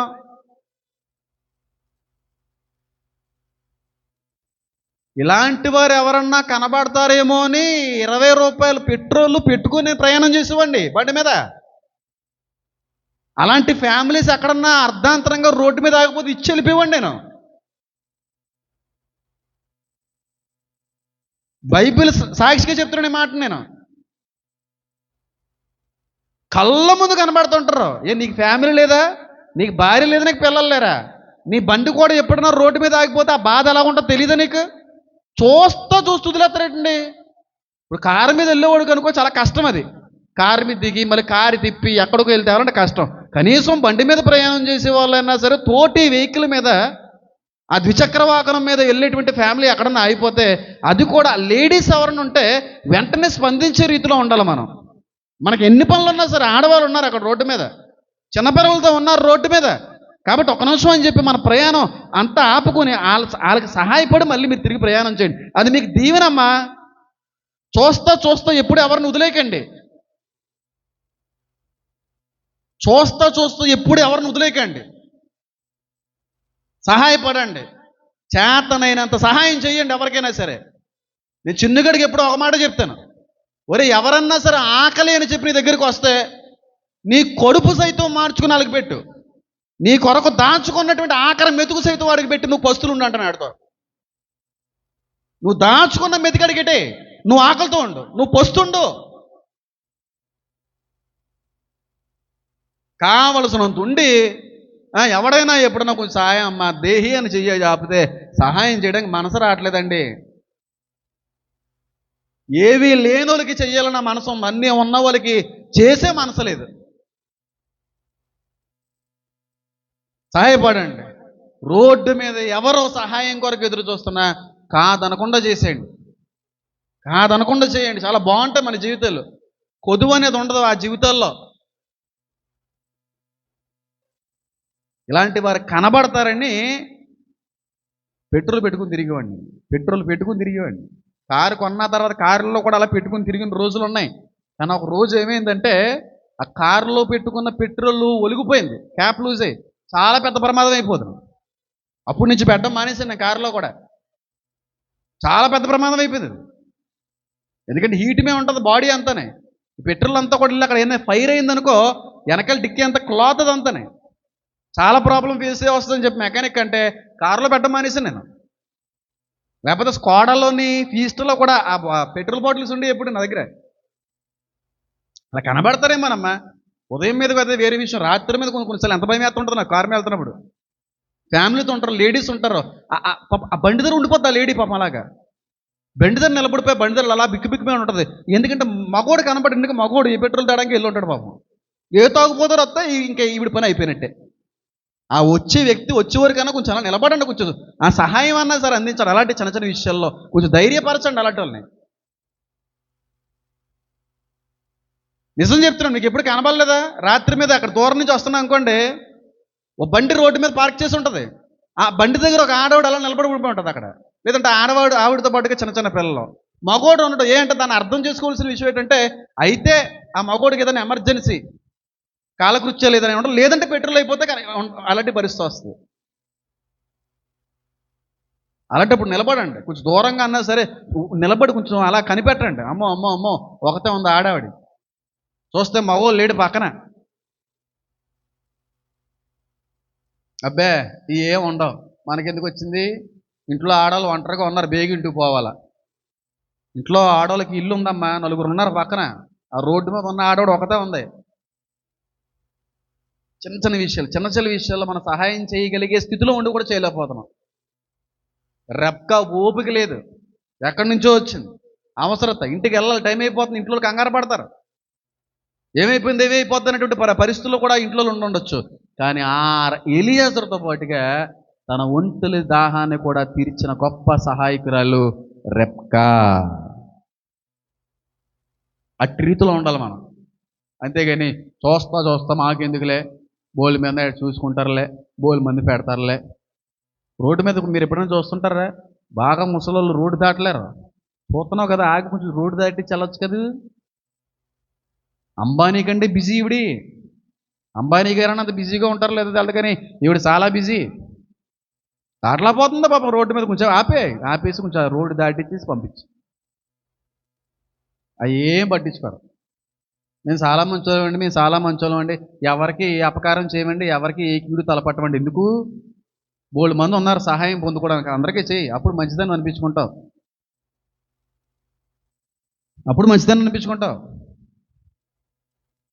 రెప్కాలో ఏముంది? సహాయ హృదయం ఉంది, సహాయం చేసే మనసు ఉంది, సహాయపడే లక్షణం ఉంది. చెయ్యండి. చూసి చూడనట్టుగా ఎప్పుడూ కూడా వ్యక్తిని వదిలికేయండి. మానవత్వాన్ని కనుపరచండి.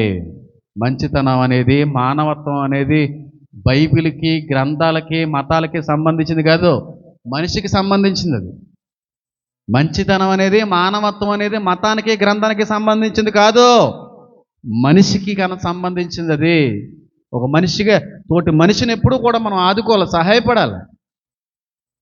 రెప్కాలో నేను గమనించిన గొప్ప విషయం సహాయం చేసే గుణం. మొట్టమొదటిగానేమో తల్లిదండ్రుల పట్ల కుమార్తె కలిగి ఉన్న గౌరవం. ఏది ఆ వ్యక్తి జీవితంలో సంభవించినా ఏది దాచిపెట్టలేదు. ఎక్కడికి వెళ్ళి చెప్పేది? తల్లిదండ్రుల దగ్గరికి వెళ్ళి చెప్పేది. యవనస్తులతో చాలా క్లియర్గా మాట్లాడాడు దేవుడి. జాగ్రత్త, తల్లిదండ్రుల దగ్గర ఏది కూడా దాచిపెట్టుకో. ఒకవేళ దాచిపెడితే అది నీ నాశనానికే దాచిబడి ఉందని గుర్తుపెట్టుకో. నువ్వు ఎంత దాస్తావు అంటే కీడు అంతగా పెరిగిపోతుందని అర్థం. ఉన్నది ఉన్నట్టుగా చెప్పు. నచ్చలేదా, దేవుడికి ఇష్టపడలేదా, వదిలే. నిర్మోహమానంగా చెప్తాను, వదిలే, అంతే. ఇంకా సేవకుడు చెప్పాడా, వదిలే. కాదని వెళ్ళావనుకో, ఆస్తి ఉంది, డబ్బు ఉంది, బాగా చూసుకుంటాడని వెళ్ళావనుకో, చూసుకుంటాడు. పెళ్ళైన తర్వాత చూసుకోవాలి. పెళ్ళైన తర్వాత ఏం కనబడవు. నువ్వు చేయాలి ఆడికి చాకరీ. ఆడ మూల పడితే మంచం మీద ఉంటావు, నువ్వు చేయాలి చాకరీ. నువ్వు చేస్తా కూర్చోాలి. అలా ఇంకా కొంతమంది ఉంటారు, ఇంకా మూలపడి ఆ మంచం మీద వాళ్ళు చేస్తా కూర్చోవాలి. డబ్బుల కోసం జీవితాలు తాకట్టు పెట్టకండి. ఆస్తుల కోసం జీవితాలు తాకట్టు పెట్టకండి. దరిద్ర తల్లులారా, పిల్లల జీవితాలు పాడు చేసేది ఇలాంటి డబ్బు మనుషులు, డబ్బు తల్లులే. రెండవదిగా, రెప్కా నలుగురికి సహాయపడే మనసు కలిగిన గొప్ప వ్యక్తి. కళ్ళు మూసుకోండి, ప్రార్థన చేసుకుందాం. నా దేవ, నా తండ్రి, నా ప్రభు, మీకు వందనాలు, స్తుతులు.